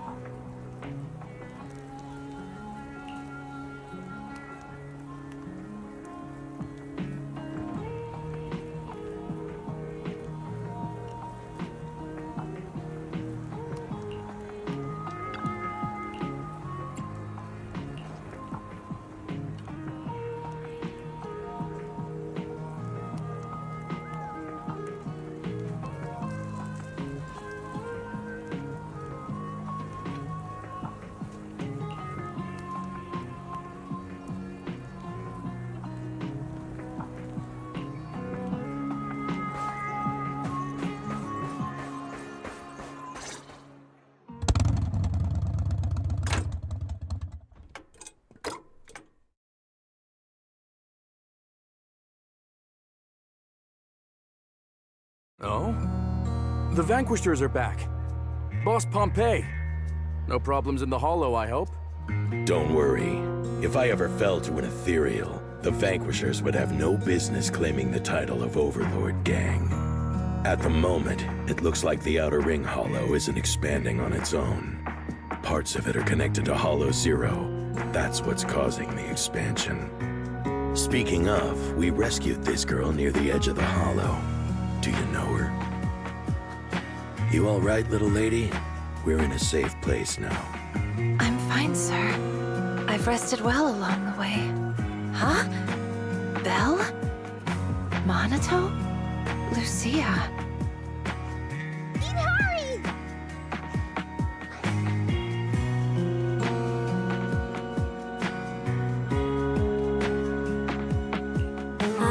Let me confirm first. Itari, do you remember what happened earlier? All I remember is being in Dr. Lydia's office. We talked about my childhood, and then we went through some of my old things. I started to feel dizzy, and when I woke up again, I was outside the Outer Ring Hollow. I could hear the echoes of my parents' voices. I wanted to investigate some things about my parents, but more and more ethereals emerged from the hollow. I had to fight my way out, and in the end, Pompey's squad saved me.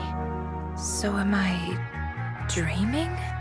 Ethereals are appearing outside the hollow, and you still don't think it's a dream? Do you need a giant monster to walk out of the sea and invade New Eridu to believe it? Wait a minute. If I'm dreaming, then why are you all here? Because we received the guidance of the Night Horror. We entered your dream by synchronizing your brain signals through a VR device. You entered my dream? Yes. Now that I think about it, entering your dream without permission was a bit disrespectful to your privacy. But it was an urgent matter. It's okay. I'm really happy that you went this far for me. So the thing I saw earlier, which felt like a memory, was that something you brought in as well? A memory? Yes.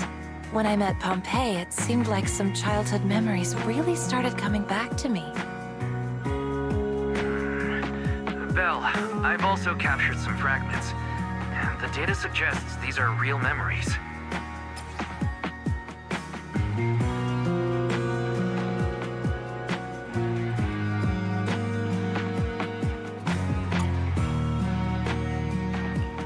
Real memories? Could you show us?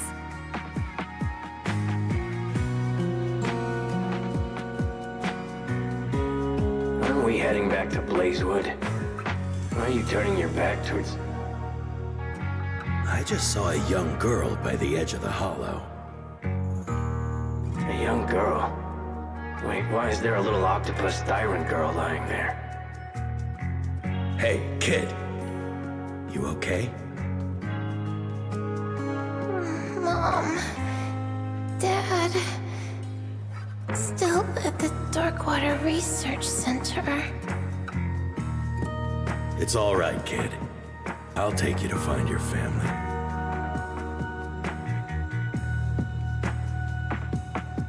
So, does this mean Pompey saved Itari back then?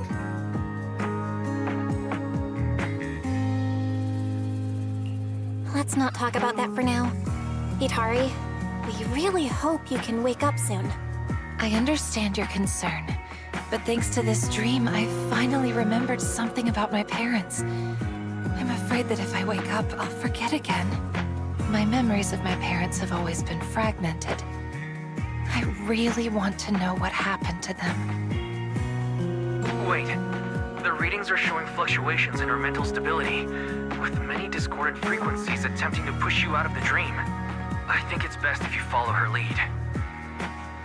Sorry to interrupt, but another ethereal just breached through and is about to attack Blazewood. This just never ends.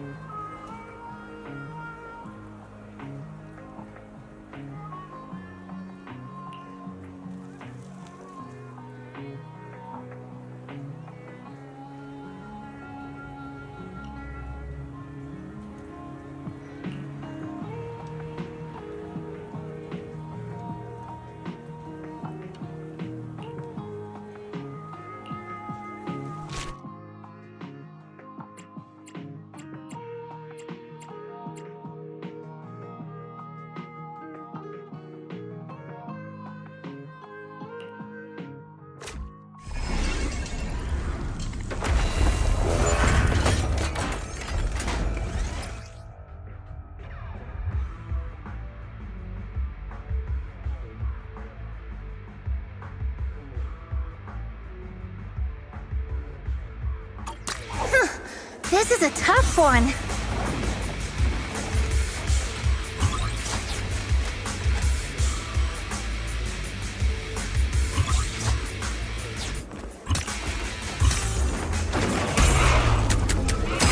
Just like that!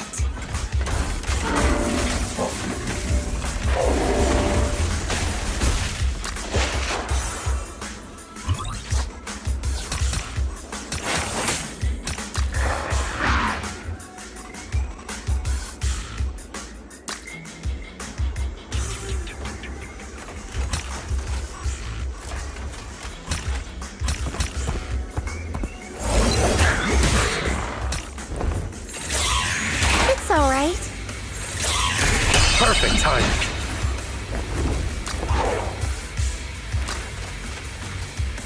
Try this on for size. The nightmare comes to an end now!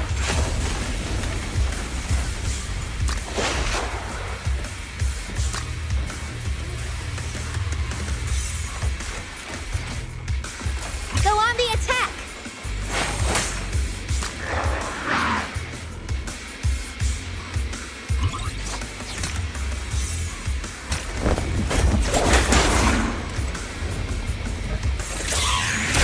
Master the ethereals, and you master the timing!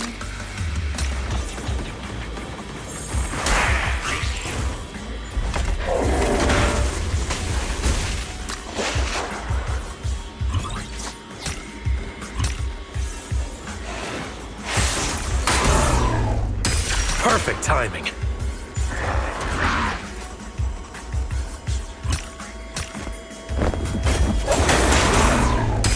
Master the ethereals, and you master the timing!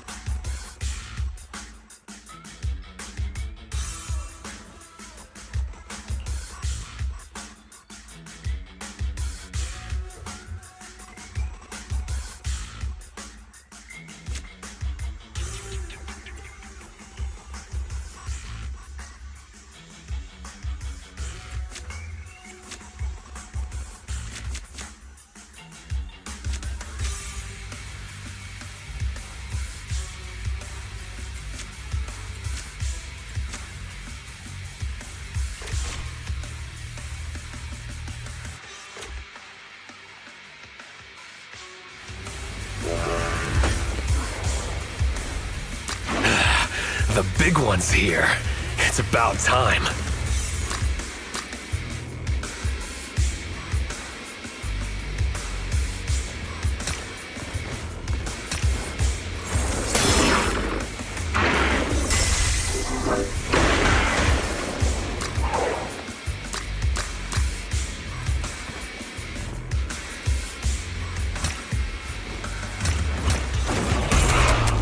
Perfect timing.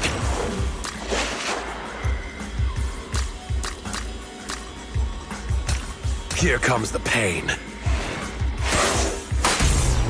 The nightmare comes to an end now!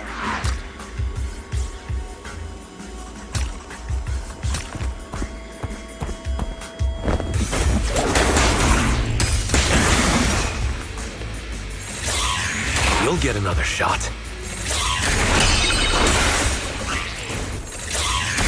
Master the ethereals, and you master the timing! Have a taste of this! They're just small fry.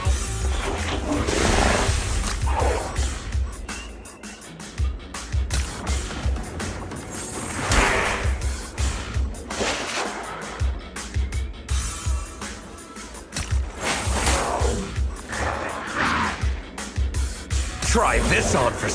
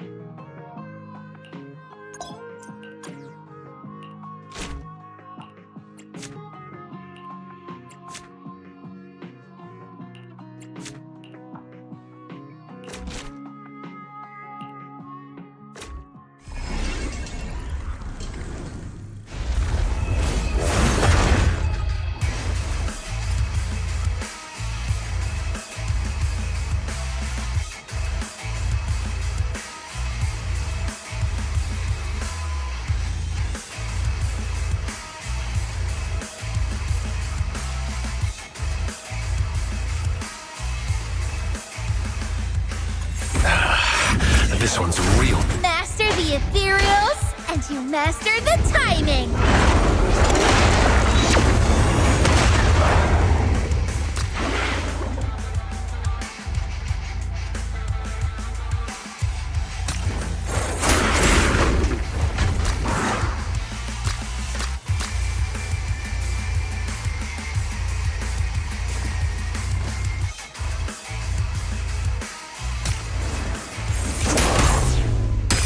Just like that! Try this on for size.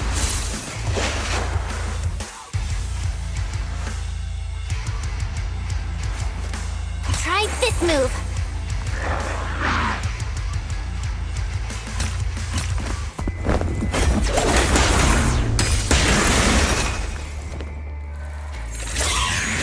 That's the power of perfect timing! Perfect timing.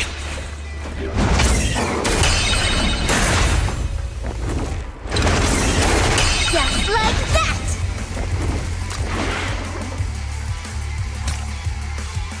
Give it all you got!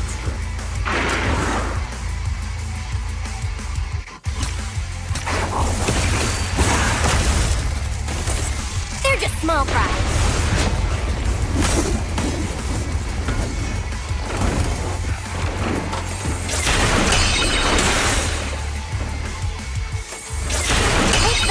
Perfect timing! Perfect timing.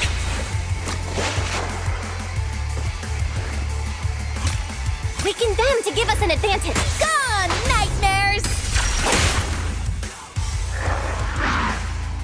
Strike at once!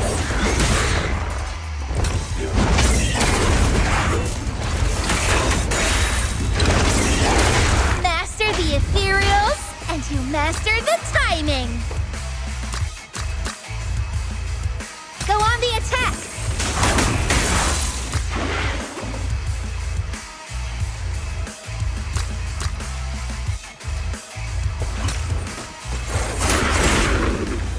Try this on for size.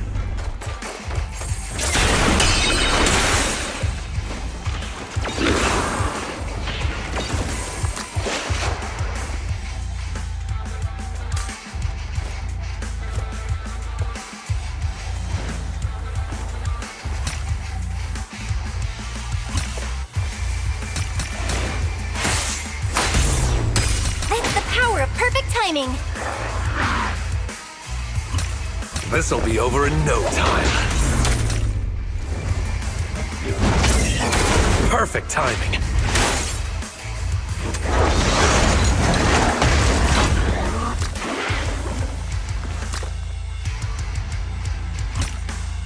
Here comes the pain.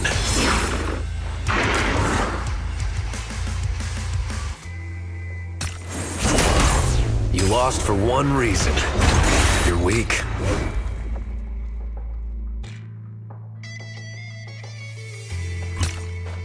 One strike will send you packing!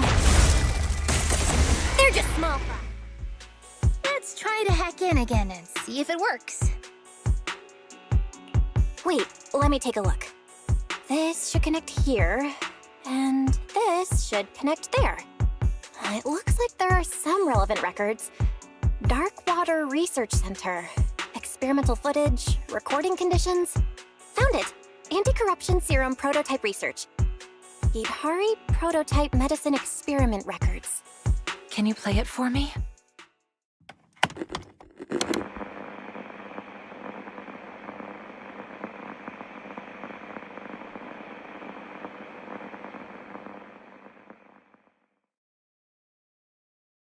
This is Darkwater Research Center, Research Department.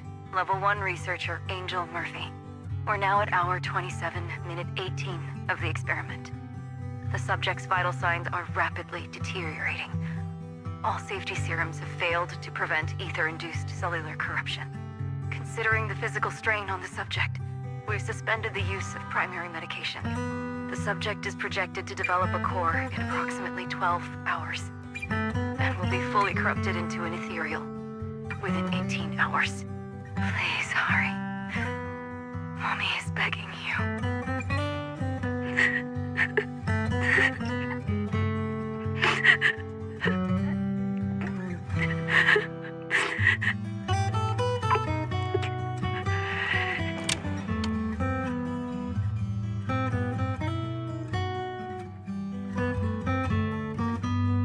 So my mother went to great lengths to treat my ether corruption back then. But it doesn't seem like it went very well.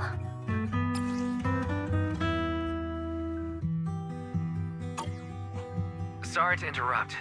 Hidari's mental stability has returned to a safe level. Dr. Lydia says we should be able to wake her up with medication. No, I'm sorry. I'm not ready to leave this dream yet. My parents' disappearance has gnawed at my mind for so long now. I need to find out where the Darkwater Research Center is and what happened there. But where else can we go to investigate? We've already hacked into the highest level machines. Port Elpis! These machines all have shipping records from Port Elpis to the Darkwater Research Center. Are you sure we should continue with the investigation? Perhaps we should wake up first and think things through.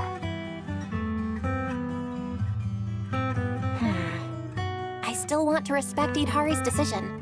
Let's continue investigating at Port Elpis with her.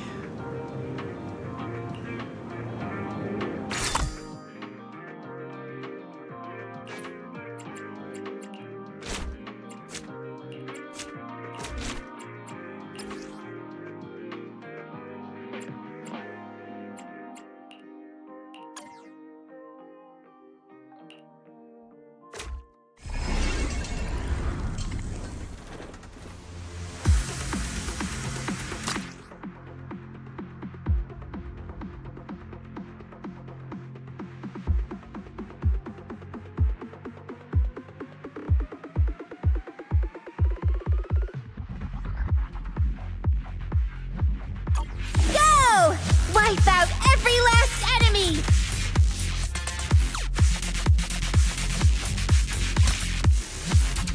Go on the attack!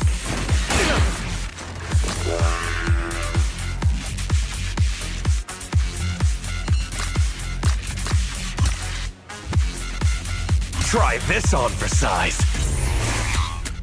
Let's just try again! That's the power of perfect timing. Just like that!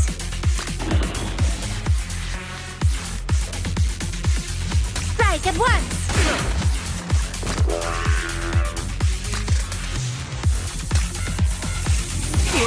The nightmare comes to an end now!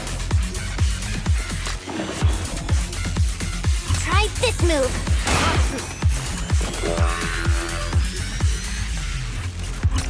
Give it all you got!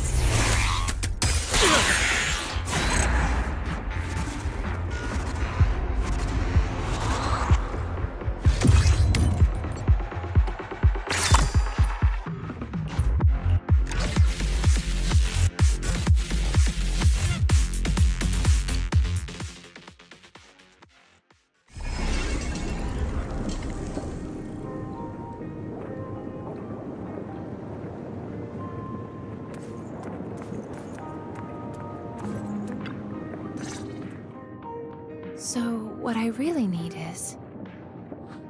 Yidhari, we're here to help. Ah, Grandpa Goo.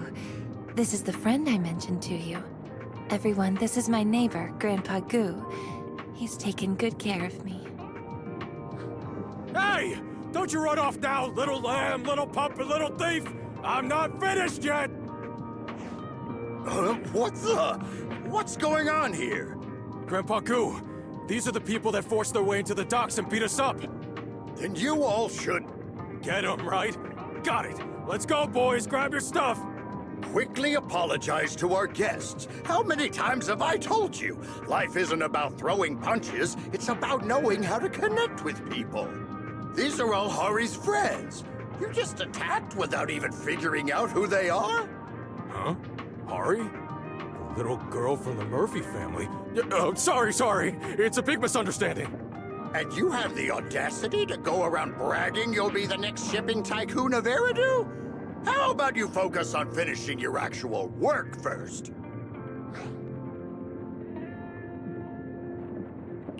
Wait, Eridu? Right. This should be Port Elpis from my childhood memories, back before the old capital had fallen. No wonder Port Elpis looks a little different from how I remember. So this is how it used to be. By the way, Hari, I found the videotape you were looking for. You want to give it to your mom as a birthday gift, right?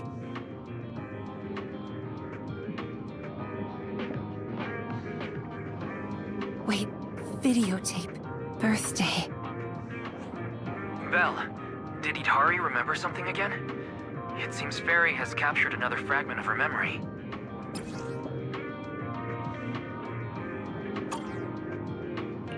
Yeah, it looks like back then, Hidari really did ask Grandpa Goo for a tape to give to her mom as a gift. Let's forget about the videotape for now. Grandpa Goo, we came here to find out more about the Darkwater Research Center. Hari just told me she wants to go there to find her mom. I really want to help, but in our line of work, the client's info must be kept confidential. Besides, all the key shipping information is with the one who runs the ship, Captain Morgan. Only the navigator in charge of sailing has access to it. I just handle cargo and personnel checks. As for the actual coordinates, there's nothing I can do about that. Oh, it's all right, Grandpa Goo. Sorry for the trouble. We'll think of another way.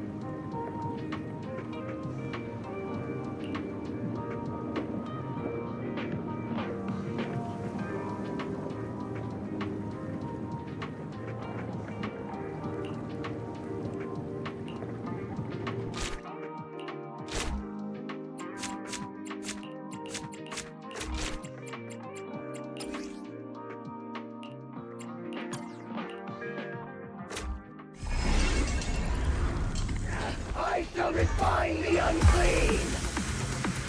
Get information. Let's move.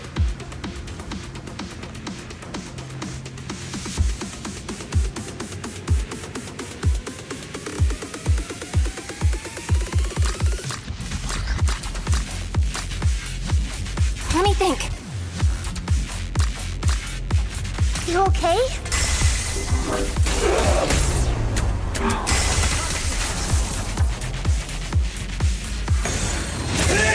It's okay. We'll get him next time.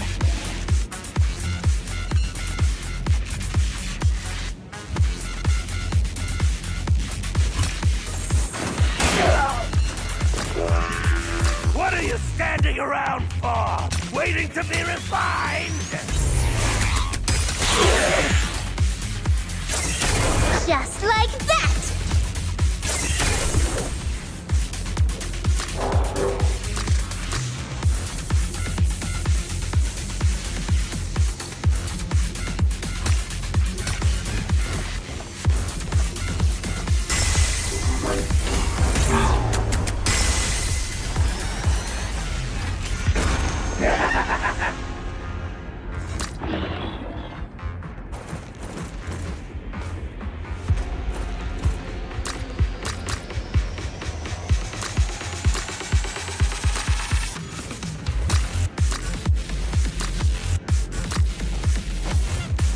Feeling any better now?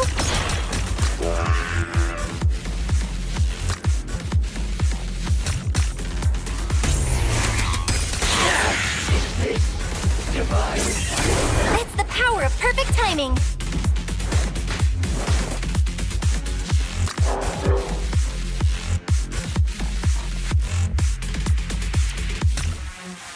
Feeling much better now.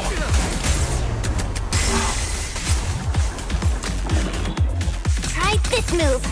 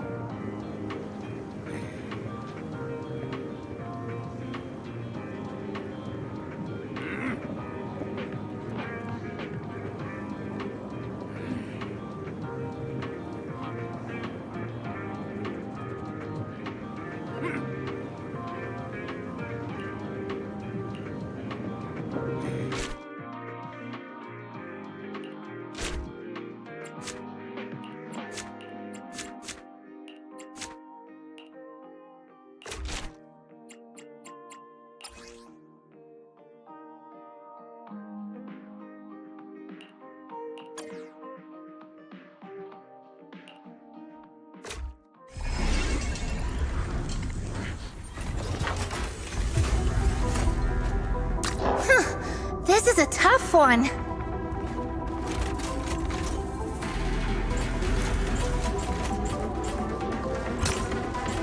Feeling much better now. The nightmare comes to an end now!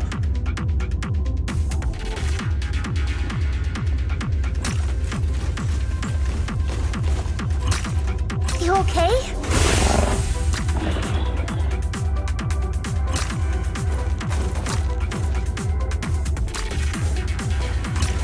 Oh, now we're talking!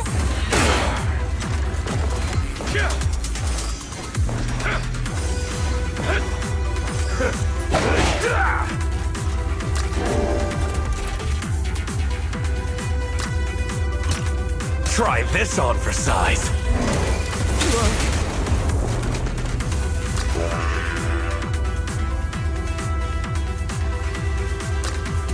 Try this move! You master the ethereals, and you master the timing!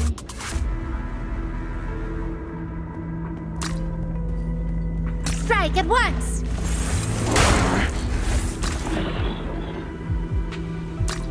Go on the attack!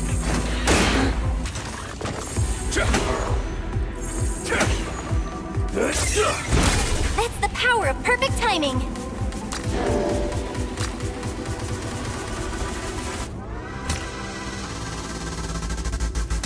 Try this on for size.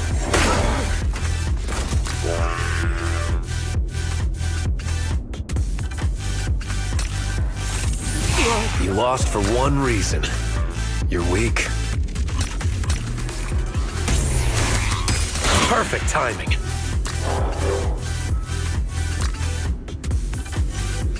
Try this move!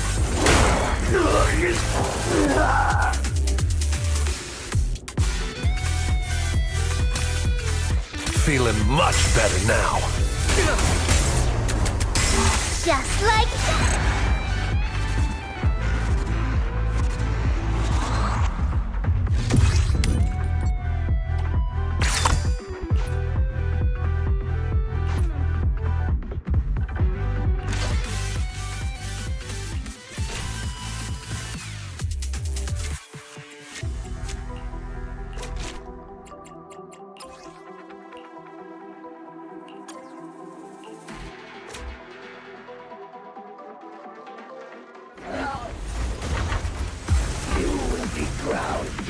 Time to test my commanding skills! Master the ethereals, and you master the timing!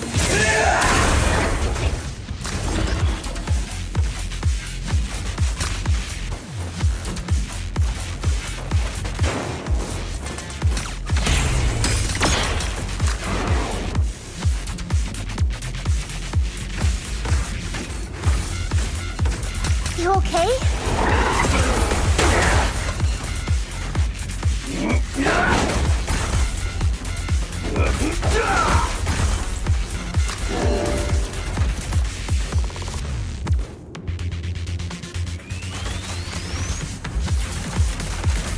Give it all you got!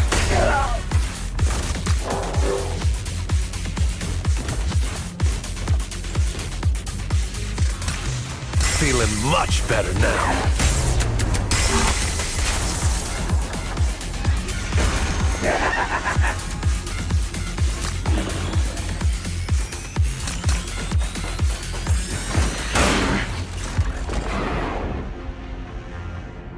Strike at once!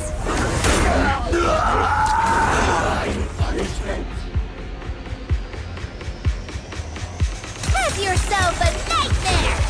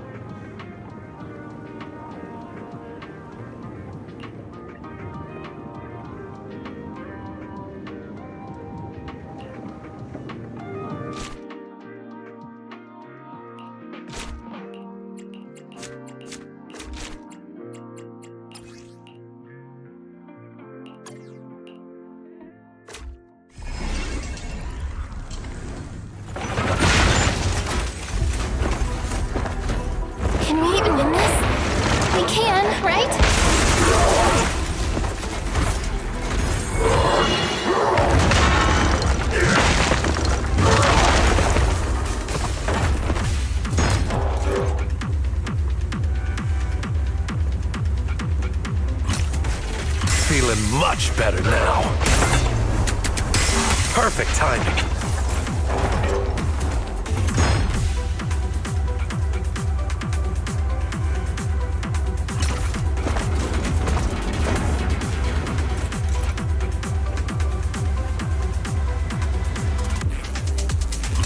You asleep?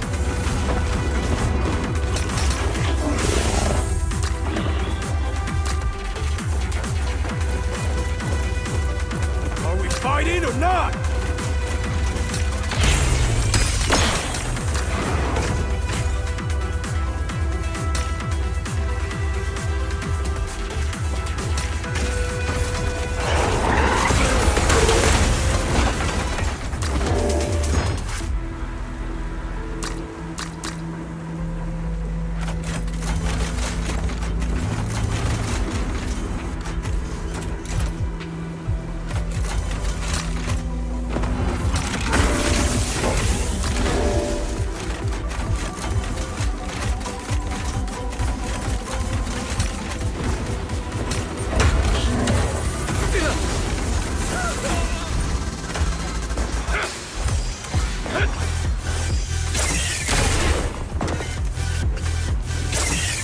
That's the power of perfect timing.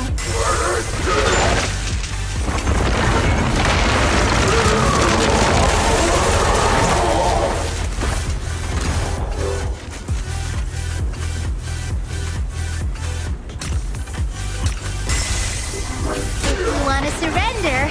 Now is the time.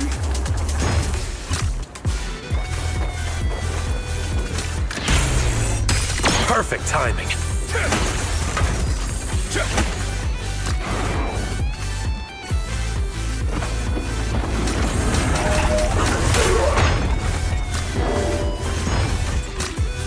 You okay?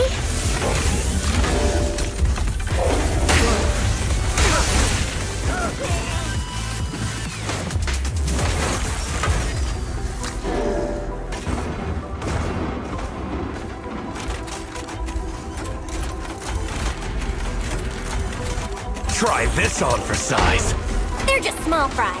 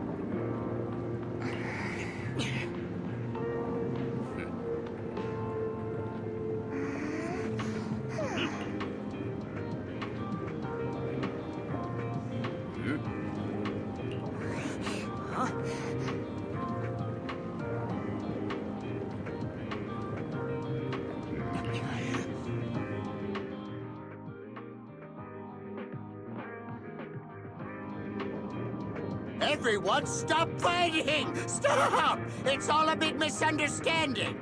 Captain, this is Idhari, the daughter of the Murphy family, and these are her friends. Murphy's daughter? Well, that makes her one of us. But I still don't understand. Why are you trying to steal Darkwater Research Center's shipping schedule? They just want to go there and give Hari's mom, Angel, a birthday surprise. Huh? After all these fights and everyone getting beat up, it's all just for a birthday? You should have said that earlier.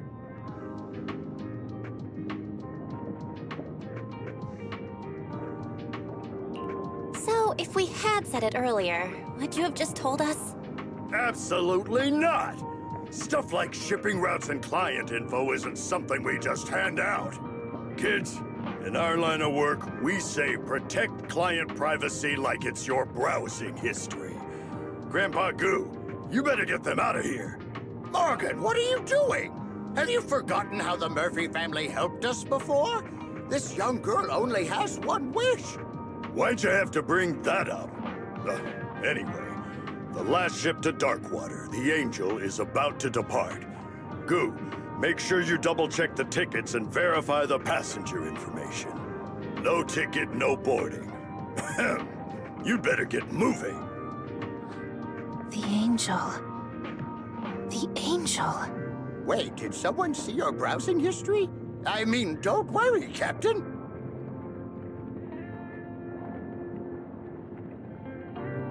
Belle, the system just detected that a new memory has been triggered. Do you want to take a look?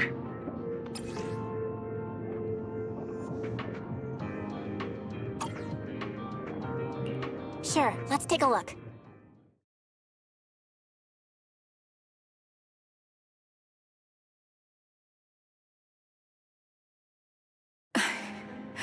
I'm not sure if this is the right thing to do.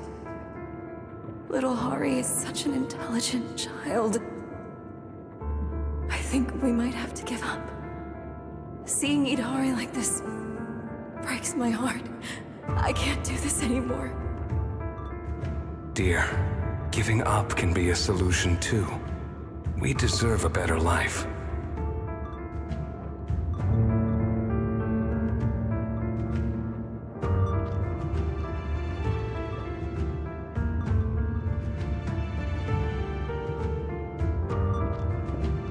Wait, something doesn't add up. Give up on what? I think I might know what's going on. Let's call Idhari over to discuss then. She's over there chatting with Grandpa Goo. No, we can't. We need to reach a consensus first. Some truths may be too hard for her to handle. It's like piecing together a broken puzzle. Without having the right sequence, these memory shards are just meaningless details. Right. The order of when the memories occurred is important. Let me think. The first thing that happened should be...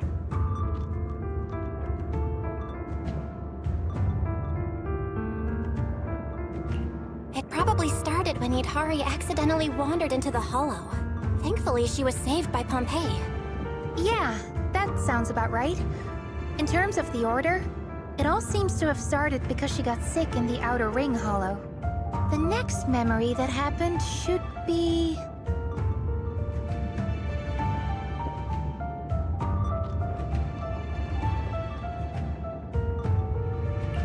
Idhari's parents treated her for ether corruption, but the results were not good. Her mother was very upset about it. Yeah.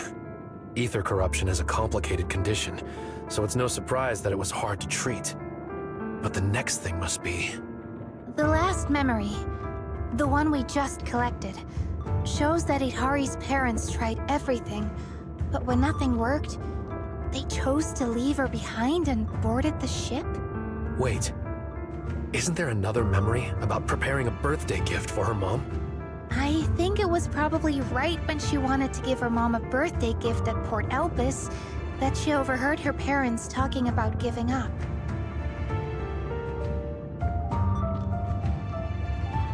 The order of the memories is as follows. Idhari accidentally entered the Hollow and got corrupted. Her parents tried everything to treat her, but it remained ineffective. Then, on her mother's birthday, Hari's parents chose to leave her behind and sailed away, never coming back. Meanwhile, Idhari kept waiting, still hoping to celebrate her mom's birthday. Yes. This is the truth I fear Idhari can't accept. The past she's been desperately searching for is the harsh reality of being abandoned. But no matter how severe her ether corruption was, they shouldn't have abandoned her. And do we really have to tell Idhari the truth? Even I don't think I could handle that. I feel like we can't hide it forever. Sooner or later, Idhari will figure it out. Besides, there might have been something else going on back then. Anyway, let's talk to her first.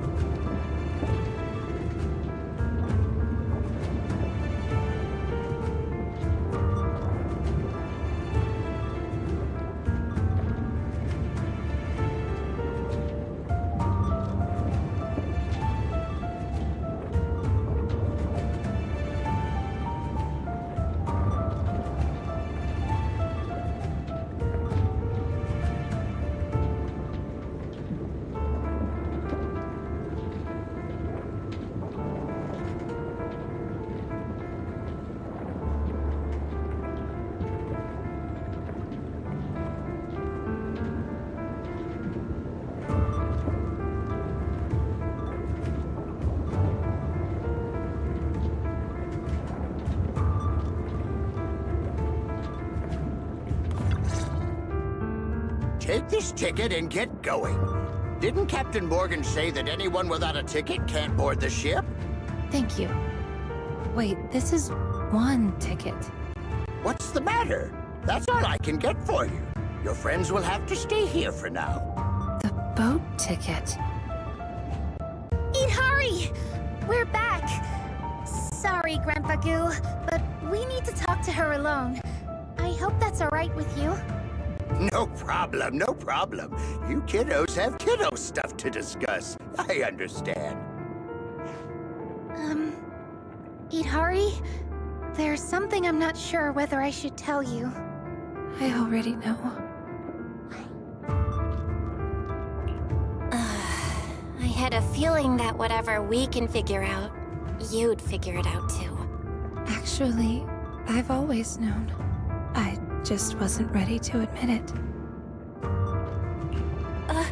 Just stay calm. We'll come up with a way to locate your parents.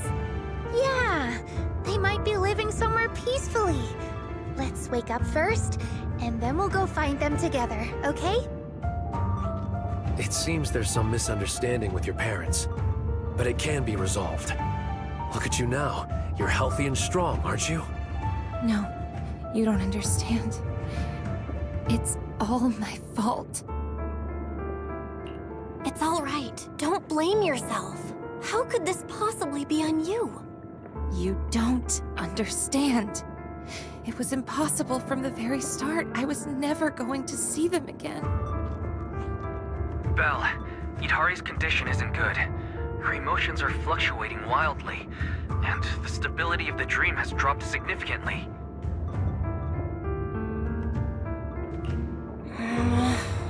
don't want to hurt her, but the truth is just too painful. This is bad. Her dream stability has fallen below the safe level, and I may no longer be able to sync her brainwave signals. Wake up, Belle. Let me face this nightmare on my own. Wait, Hidari, just calm down. We'll find a way to fix this. It's not working, Belle. Dr. Lydia says we have to wake you all up, or you might suffer mental damage. Wait, not yet. Goodbye, everyone. Thank you for everything you've done for me. Wait!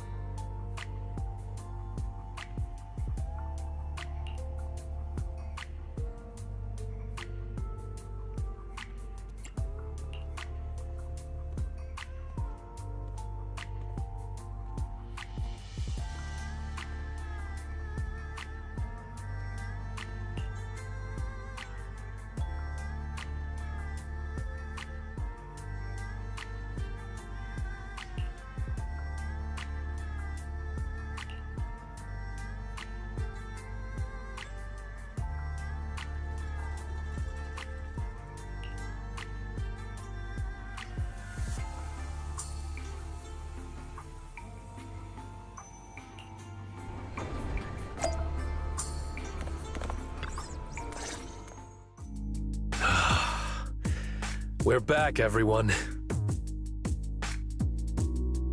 Lucia, how is Zutari's condition? What's wrong, Lucia? Everyone, I think I've discovered something incredible. Do you remember the ticket Grandpa Goo gave to Itari when we left the dream? While I was sorting through her things just now, this identical ticket fell out of her old belongings.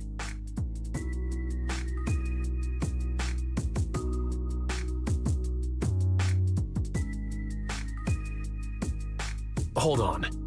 If Hari's parents were the ones who took the ship and left her behind alone, then why does she have a ticket?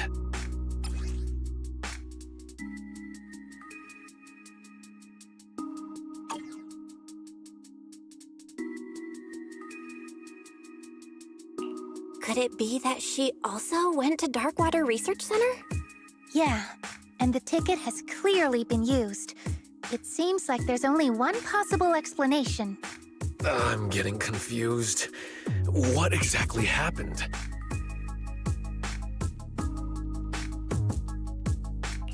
Given the situation, I guess we'll have to ask Grandpa Goo what happened. Let's meet at Port Elpis tomorrow. I feel like we're missing something.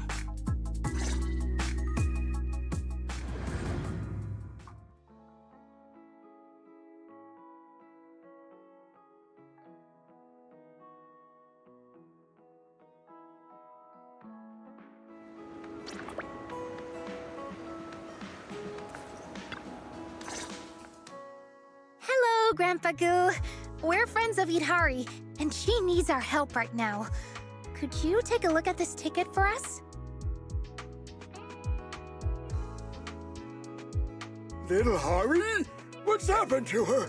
I haven't heard from her in a while. Wait, Darkwater Research Center? Where did you get this ticket?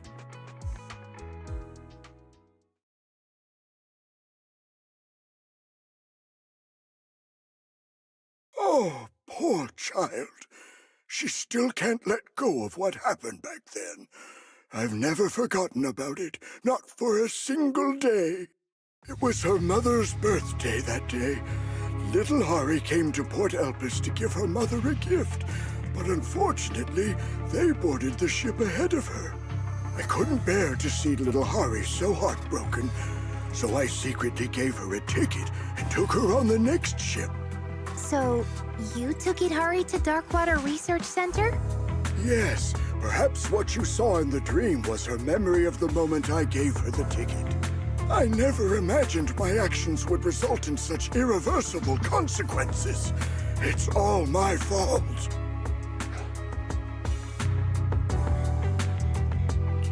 Irreversible? What do you mean, Grandpa Goo? Once we arrived at the research center, I safely handed her over to her father. He was so happy to see her, and they planned on giving her mother a surprise birthday gift. I returned on the same ship, but halfway back, I received news of the Hollow Zero crisis. Before I knew it, all of Eridu was thrown into chaos. People needed supplies and quickly. With land routes swallowed by Hollow Zero, Captain Morgan led us by sea to Minerva Quarter. But old Morgan, I was overwhelmed. By the time I got things under control, I learned the Darkwater Research Center had been swallowed by the Outer Ring Hollow. Days later, the HIA brought Hari back, but her memory was fragmented, like something had deeply shaken her. As for the Murphys, no one ever heard from them again. Did I miss something? This doesn't align with our previous theory at all. That Idhari's parents abandoned her because they couldn't cure her illness. Feels like we're looking at a completely different storyline. Illness? Abandoned her? What are you all talking about?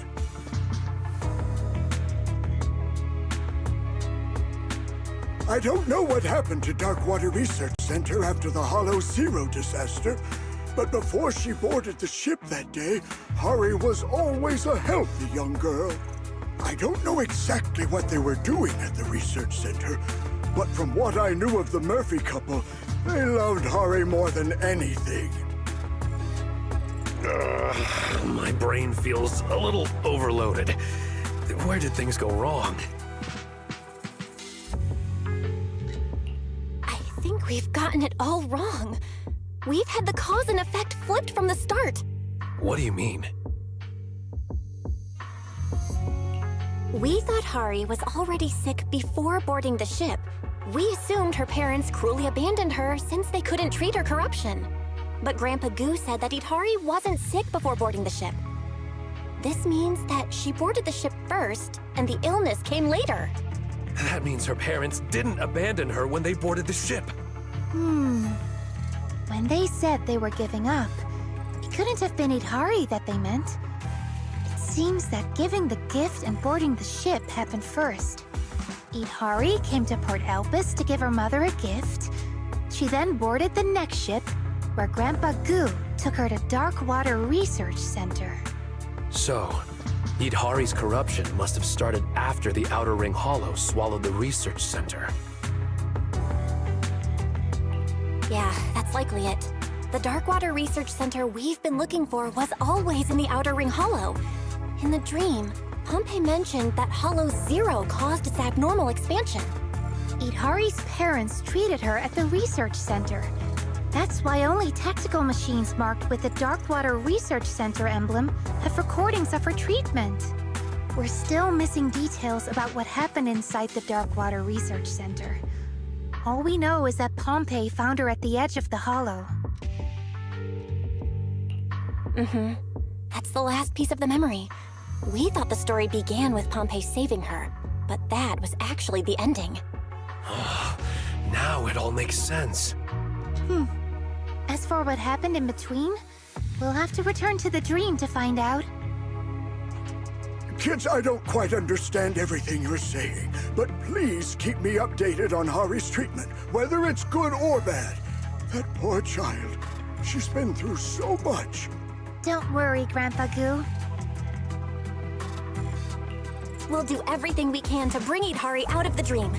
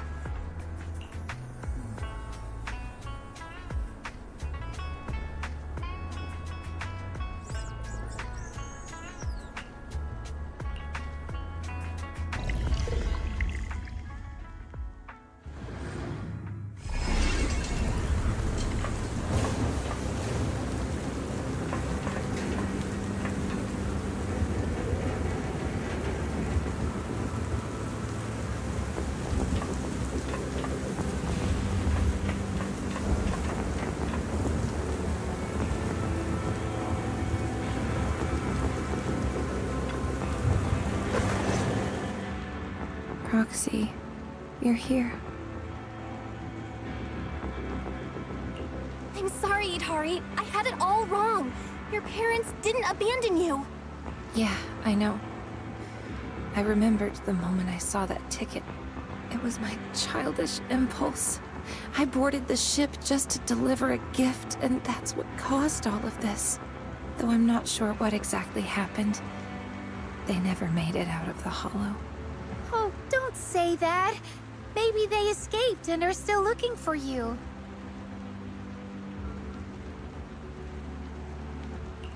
Yeah, the expansion of the Outer Ring Hollow is a consequence of the Hollow Zero disaster. The one responsible for that is also to blame for your parents' disappearance. Thank you, Belle. And thank you all for your hard work. Coming into my dream over and over again, trying to bring me out. But please, leave. Leave? I need to understand what really happened at the Darkwater Research Center. As Dr. Lydia said, we must clean the wound before it can heal. But this is my issue, and I've already burdened you all too much. Once I finish my investigation, I'll wake up on my own if I can. You don't need to worry. No, Idhari. We're here for a reason. We'll help you figure out what happened at Darkwater Research Center. Thank you. Really. But I don't know what painful memories might resurface, or what dangers lie ahead. It's fine. I'm already an ethereal combat master. And if Strawberry Parfait doesn't make it back safely, Yuzuha and Alice will give us an earful. Right. I know Yuzuha. If you don't wake up, she'll probably sneak into your dream and find a way to pull some pranks on you. Thanks, everyone. I was just looking at the scattered lab equipment nearby. I think we can start our investigation there.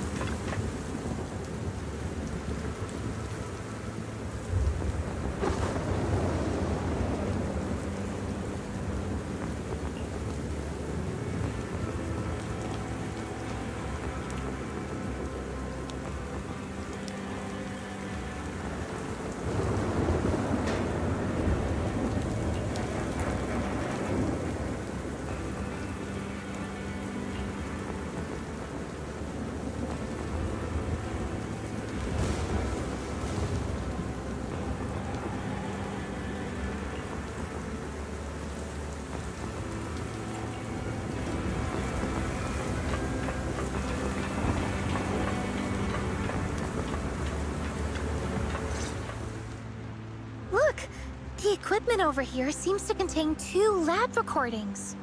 It belongs to Angel Murphy. That's Idhari's mother! Quick, let's play it.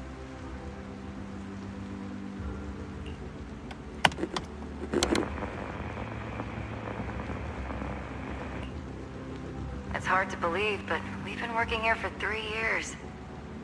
Now that we're leaving, it feels so surreal. I once thought I could achieve something great, but in the end, my research became a weapon used for evil. Hey now, if we can take care of Hari and make up for the 3 years we've missed in her life, then it will all be worth it. Wait, the security department just messaged.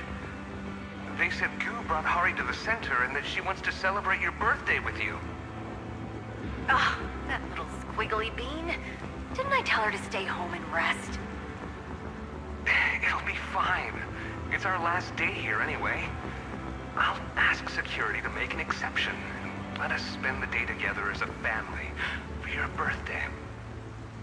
You just said we accomplished nothing in these last 3 years.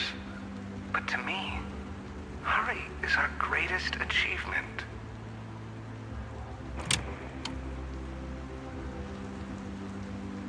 So, our conclusion earlier was correct. Hari really did make it to Darkwater Research Center back then. Hari, are you alright? Do you need to take a break? No, I'm fine. Let's play the next recording.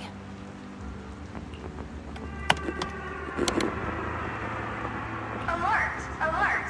Outer Ring Hollow expansion detected. Ether concentration at the center has exceeded safe levels. All personnel, please evacuate immediately. All personnel, please evacuate immediately. Hurry! Clear the test bench now! What's going on? Wayland? The hollow suddenly expanded. What happened to Hari? I just got her past security when the Outer Ring Hollow expanded out of control. She inhaled too many ether particles, and she's in bad shape right now. Give Hari an inhibitor shot first. I'll go grab the protective suits. We need to leave immediately. Okay. Those Dobbs bastards. They even took all the protective gear. Mommy. What's wrong, sweetheart? Mommy. Happy birthday. Can we go home now? Yes, we're going home. Right now. Yes, don't worry, sweetheart. Mommy and Daddy will take you home.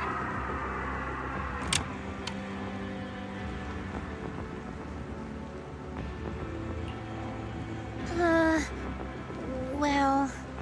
It's okay. No need to say anything. Let's keep going. I need to know what happened next.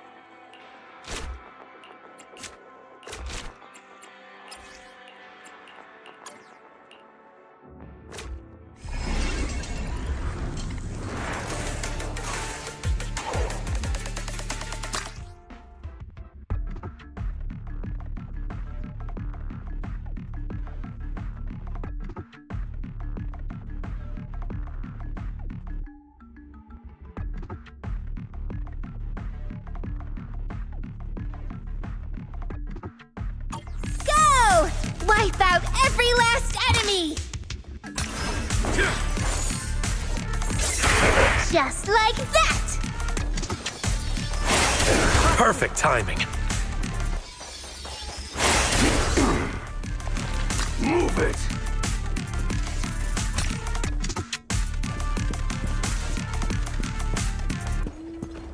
Feeling much better now.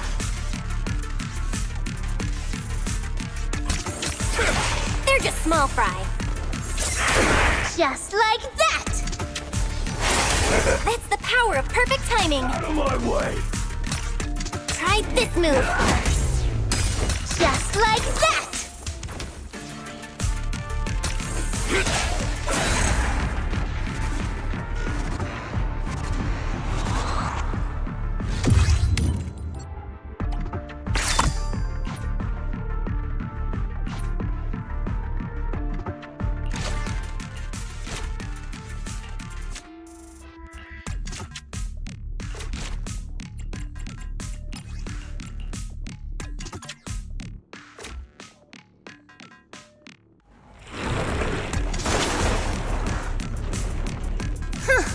This is a tough one.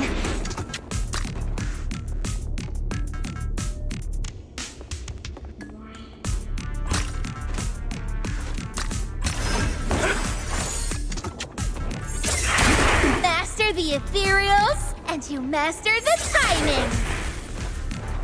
Out of my way!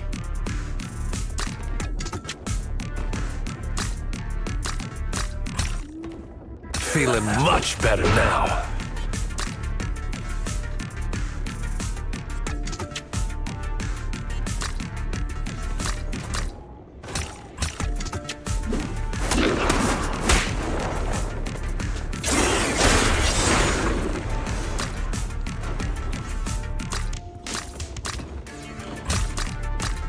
Feeling any better now?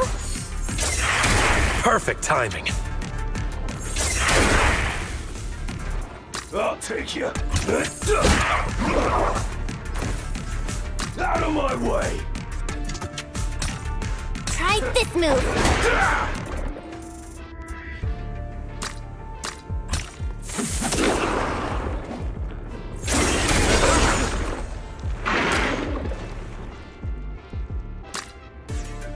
Try this on for size.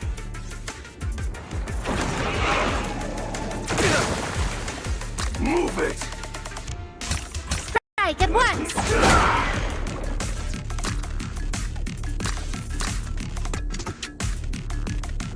Go on the attack. You lost for one reason. You're weak. Strike at once.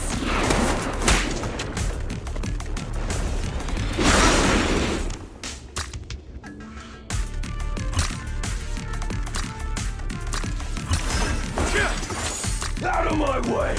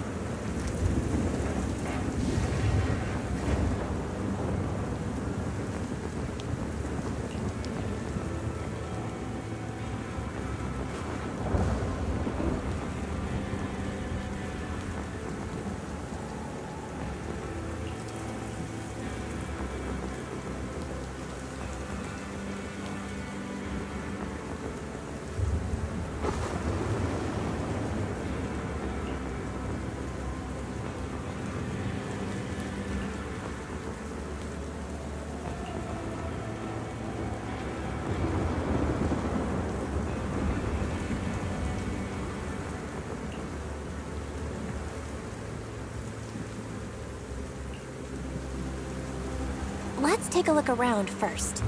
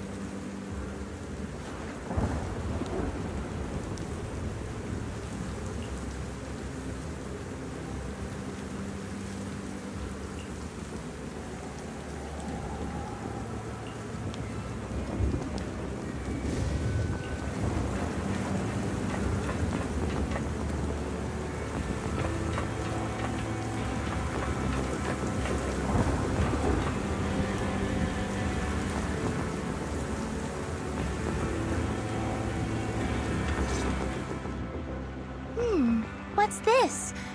It looks like a communication device. This seems to be a communication device designed for the Hollow. It's equipped with a porcelain buffer to reduce ether interference with the signal.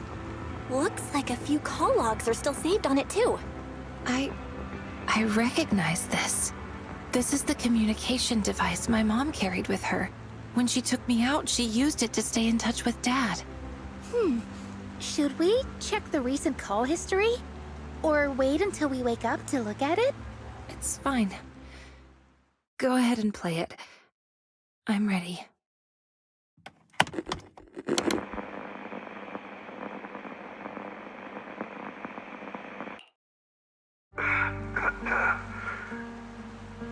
Did you receive the map?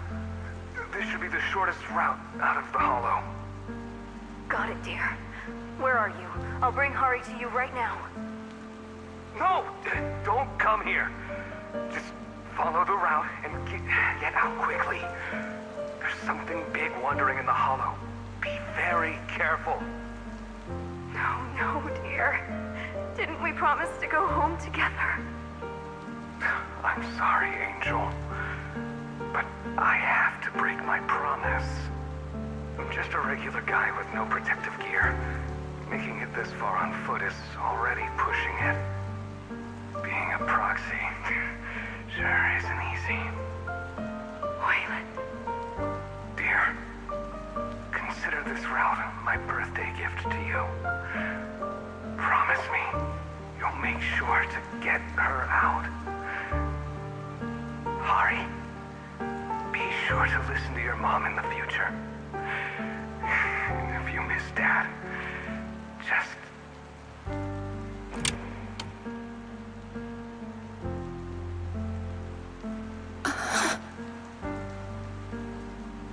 Eat Hari. I'm so sorry. I had a feeling I would never see him again. But I didn't expect that my father stayed behind to figure out the way for me and my mother.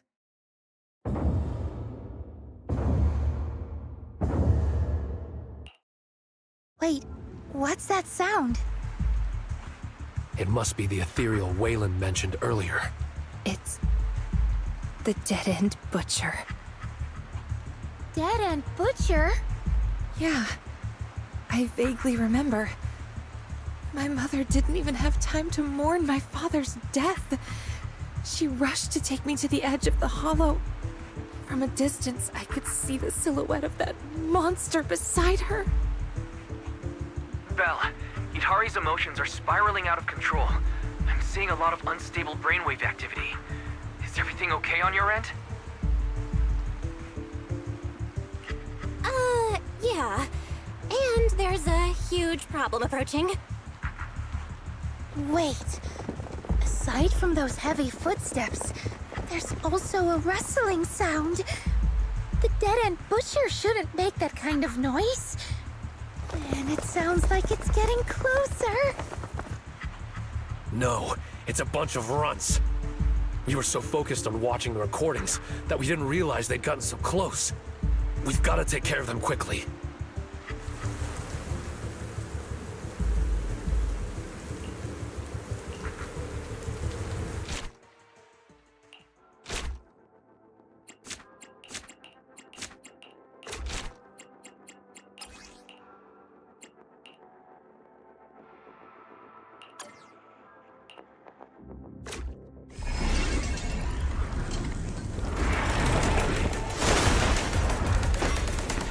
Yikes! This one's tough!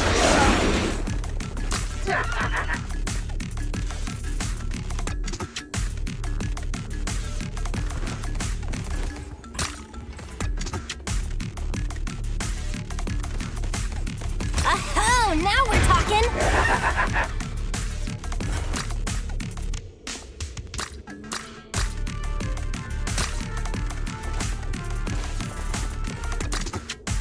You okay? Move it!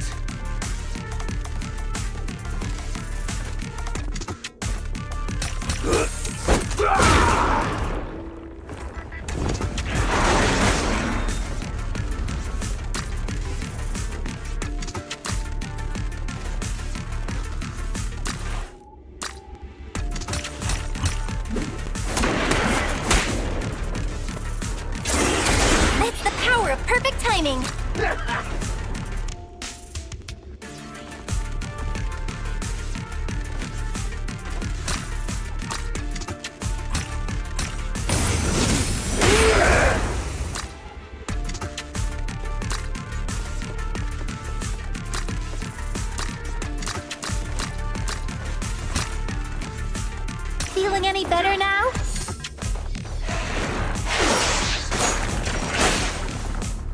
I'll take you.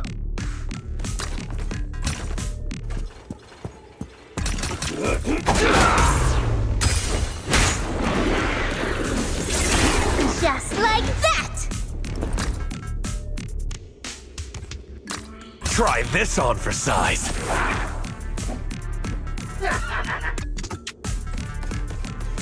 Feeling much better now.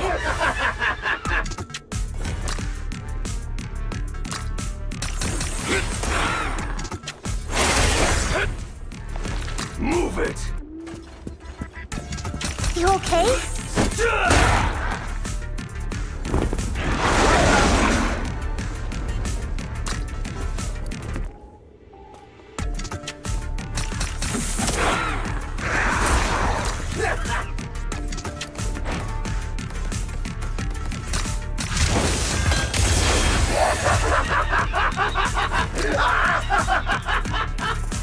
Go on the attack! Strike at once!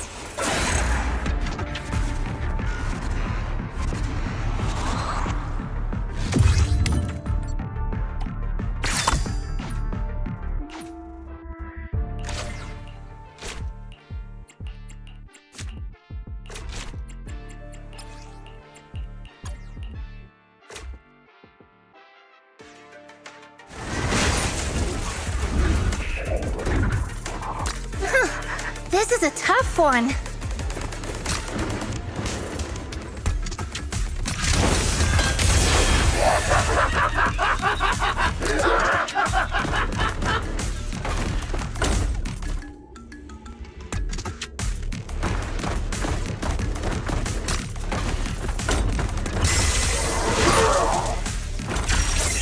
It's the power of perfect timing.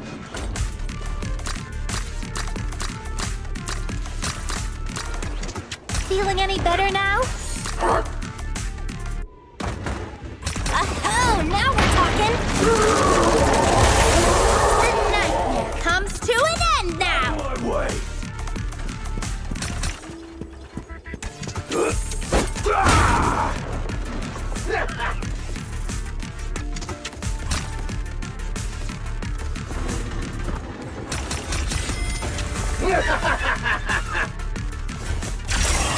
Perfect timing. You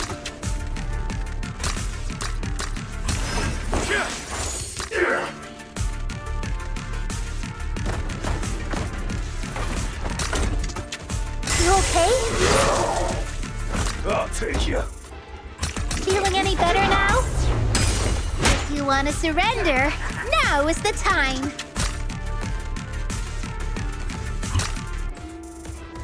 Strike at once!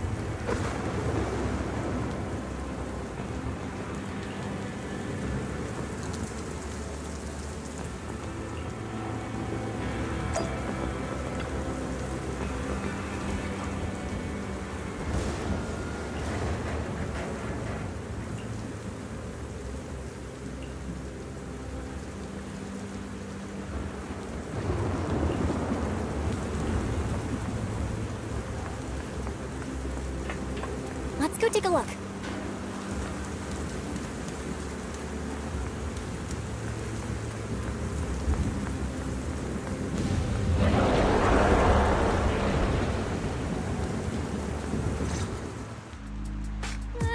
Why is the dead-end butcher still closing in? I think I can already see its shadow. Proxy, do you see a way out? Belle, the area up ahead on the right is where her brainwave signals are stable. I might be able to create an exit from the dream, but it'll take some time. I hate to say this, but time is exactly what we don't have right now.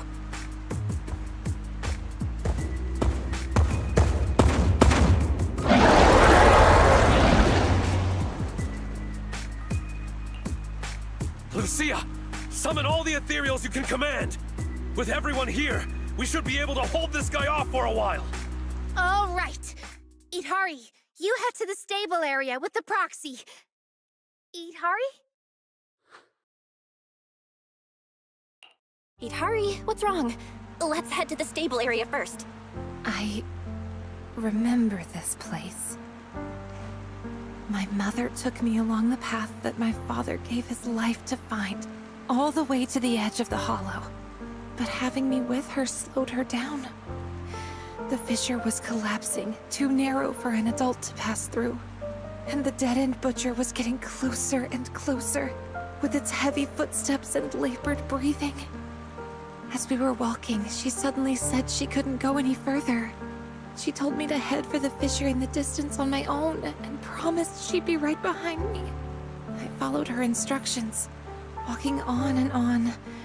Her encouraging words echoed behind me.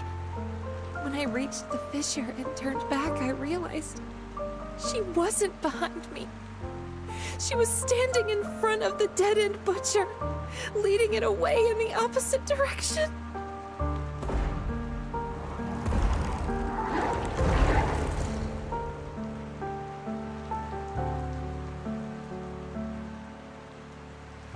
Idhari, I'm sorry you had to go through this, but we need to leave this dream and wake up.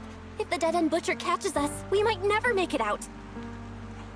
Hold on, Belle. I'm speeding things up, but it'll still take some time to establish a stable exit. Sorry, everyone.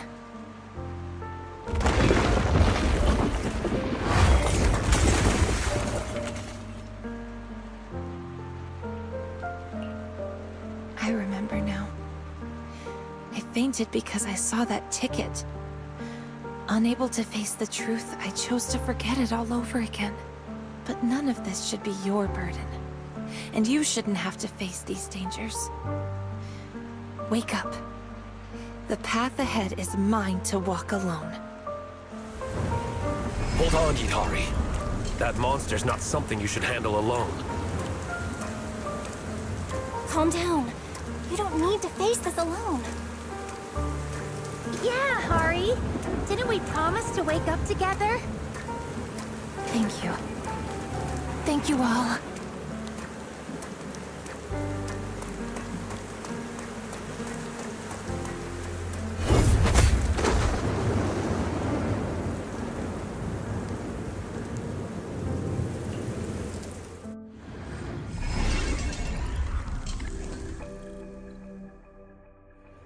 When I was little, I hardly saw my parents. But I knew their research was important, so I didn't want to disturb them.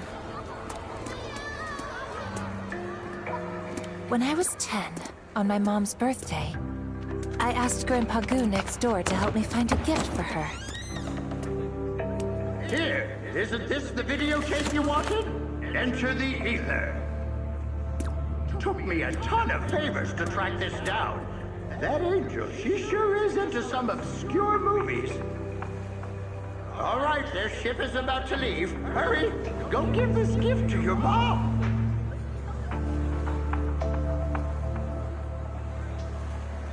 But when I tried to board the ship to give it to her, I was stopped because I didn't have a ticket. I could only shout to them from the dock, but the blaring horns drowned out my shouts.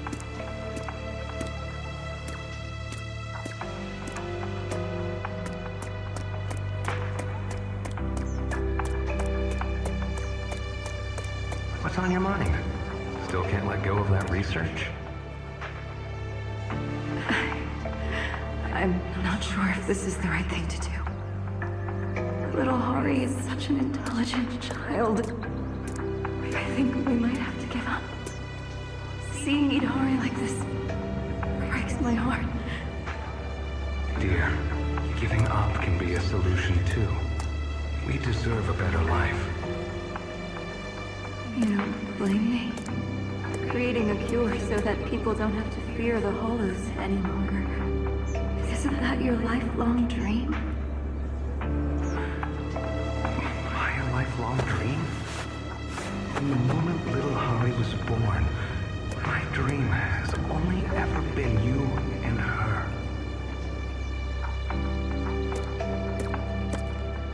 By the time Grandpa Goo noticed and came to help, the ship my parents were on, the Angel, had already departed. You blockhead! Why'd you stop Mercy's girl from giving her mom her birthday present? You're always talking about loyalty. What kind of loyalty is bullying the child of someone who helped us, huh? Okay, don't cry, Harvey. Here, take this ticket. Grandpa Goo will take you on the next ship to find your mom. I don't think that's a good idea, Mr. Goo. What if Boss Morgan finds out? This ticket's from old Morgan. He told me to give it to her, you blockhead!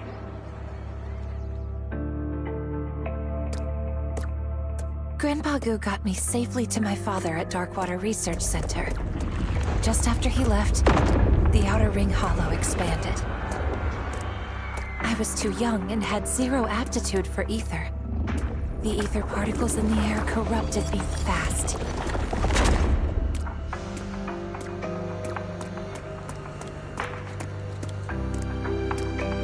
Father brought me back to the lab to treat me. But the corruption had gone too far. Even my parents, experts in anti-corruption medicine, couldn't stop it. Considering the physical strain on the subject, we've suspended the use of primary medication. The subject is projected to develop a core in approximately 12 hours, and will be fully corrupted into an ethereal within 18 hours. Experiment time, 27 hours, 30 minutes. Successfully injected ether resistance booster, AVX prototype 1-1. Experiment time, 29 hours, 6 minutes. Ether concentration in blood dropped significantly, but side effects include hallucinations, both visual and auditory. Angel, you gave Hari. I'm sorry, Wayland. I had to try. I have to save Hari.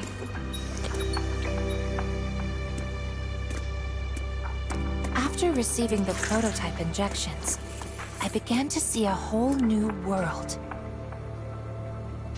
Strange people appeared before me, reenacting past scenes over and over again. Voices clamoring all at once. The side effects are still severe. Hari just threw up again. We might not be able to leave yet. Then you stay and take care of Hari. I'll go scout ahead. We have to find a way out of this hollow. Wait, what are you doing? Didn't the higher-ups take all the protective equipment? Don't worry, I'll manage. If I hadn't switched majors chasing you, I'd already be a proxy by now.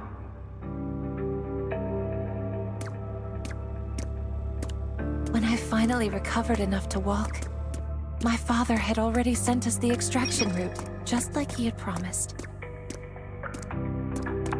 But when my mom and I reached the rendezvous point, he wasn't there. I'm sorry, Angel. But I have to break my promise. Just a regular guy with no protective gear. Making it this far on foot is already pushing it. Being a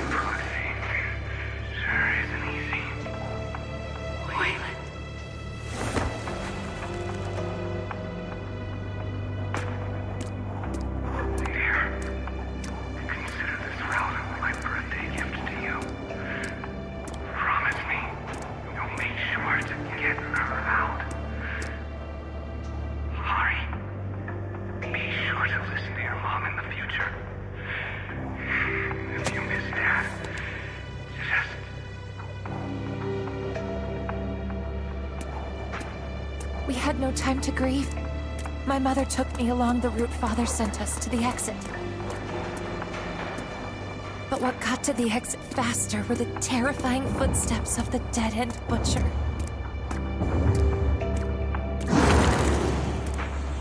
Hurry. From here on, you take the lead. Mommy's tired. The exit's just ahead. Just keep walking that way. Don't worry. Of course I'll go with you. I'm just too tired to keep up at your pace. I really thought she was just tired, so I walked ahead, as she told me to the exit. Go on, my girl. Be brave. Mommy's right behind you. But when I turned back, I saw she was walking the other way, straight toward the dead-end butcher. Woman, my dream has only ever been you and her. Please, Hari. Mommy's begging you.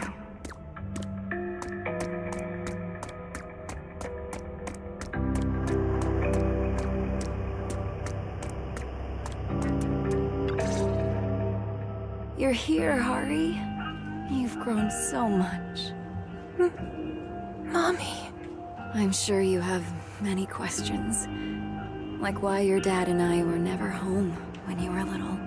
Why we couldn't be like other parents and watch you grow up. Your father and I were devoted to finding a way for humans to no longer fear the Hollow. Tops told us that if we succeeded, the medicine we developed could change the world. That's how we ended up at Darkwater Research Center. We were only allowed to visit you a few times each month. As the research went on, we realized it was all serving the higher-ups' personal agendas. Everything we did, every bit of effort, was just to make their soldiers stronger. I'm so sorry for missing out on so much of your childhood for something like that. It must have been hard, being on your own all these years. No, Mom. Grandpa Goo has always taken good care of me. I've been eating well, not being picky, and I've grown taller. I've also been studying hard, and I became a proxy, helping many people in the Hollow. That's wonderful. Looks like our little Hari has grown into the person we hoped she'd become. Your dad would have been so proud.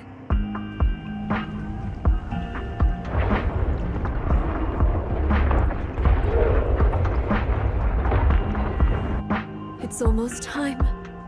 I think you should get going now.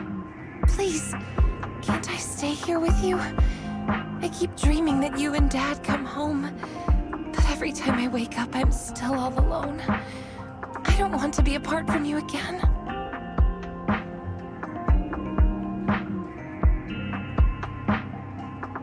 How are things on your end?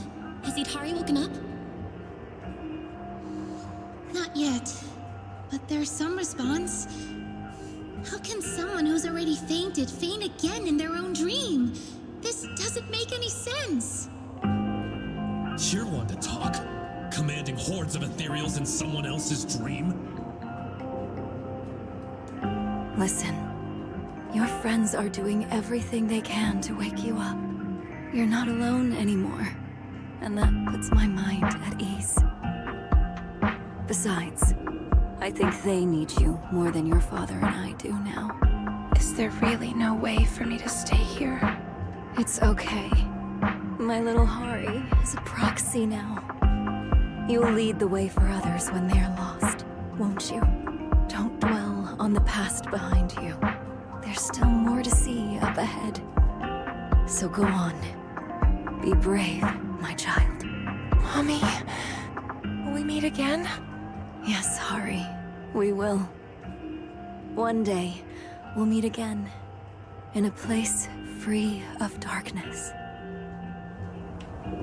Hari, be sure to listen to your mom in the future.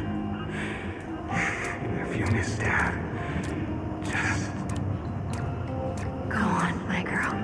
Be brave. Mommy's right behind you.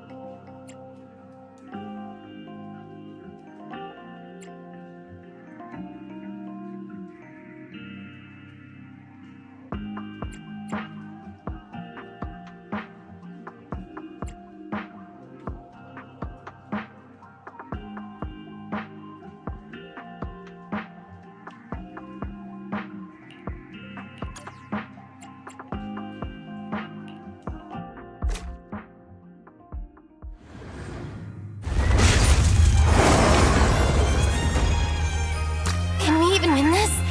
We can, right?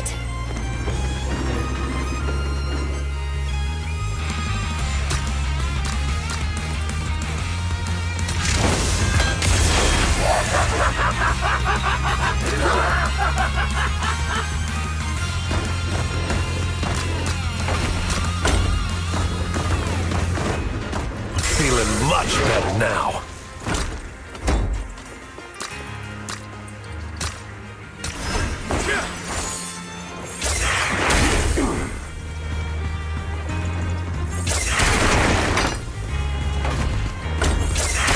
Perfect timing. Easy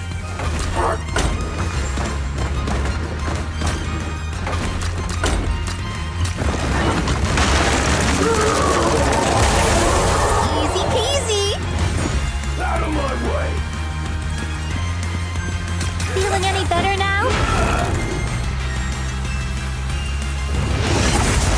Guess we need to get serious now.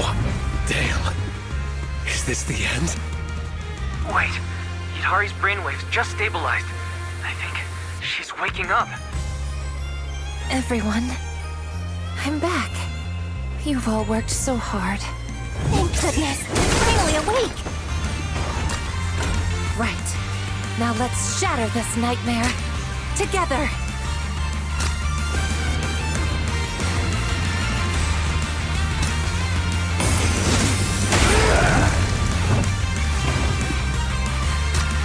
You okay? Finishing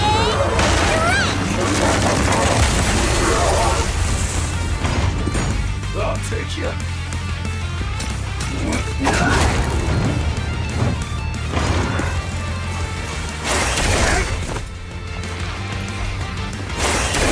just like that!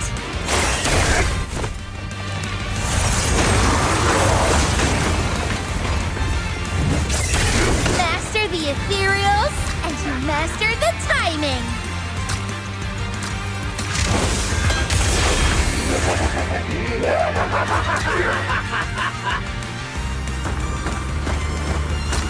Oh, now we're talking!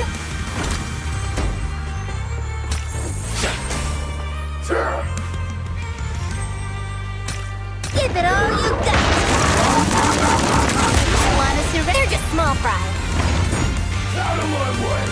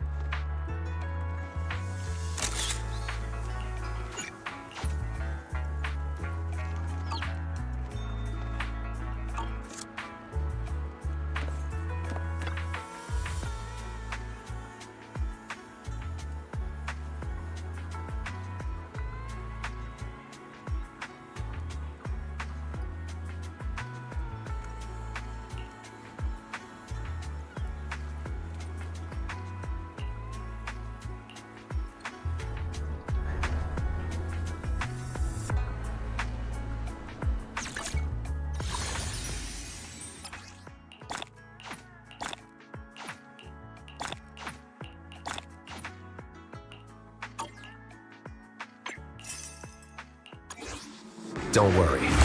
No.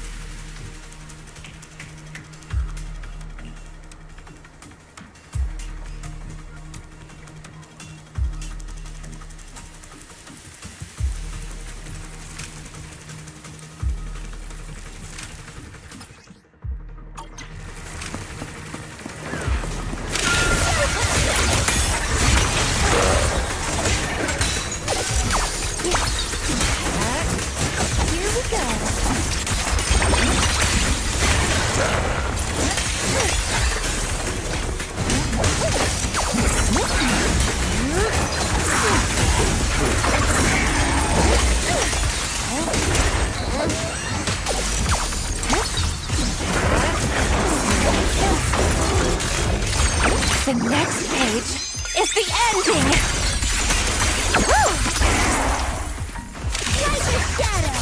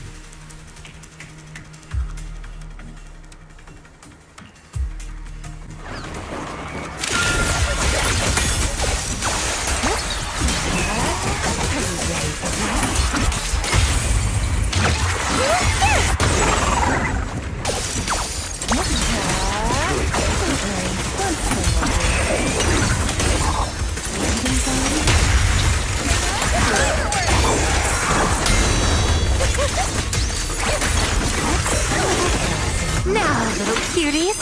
Crush them!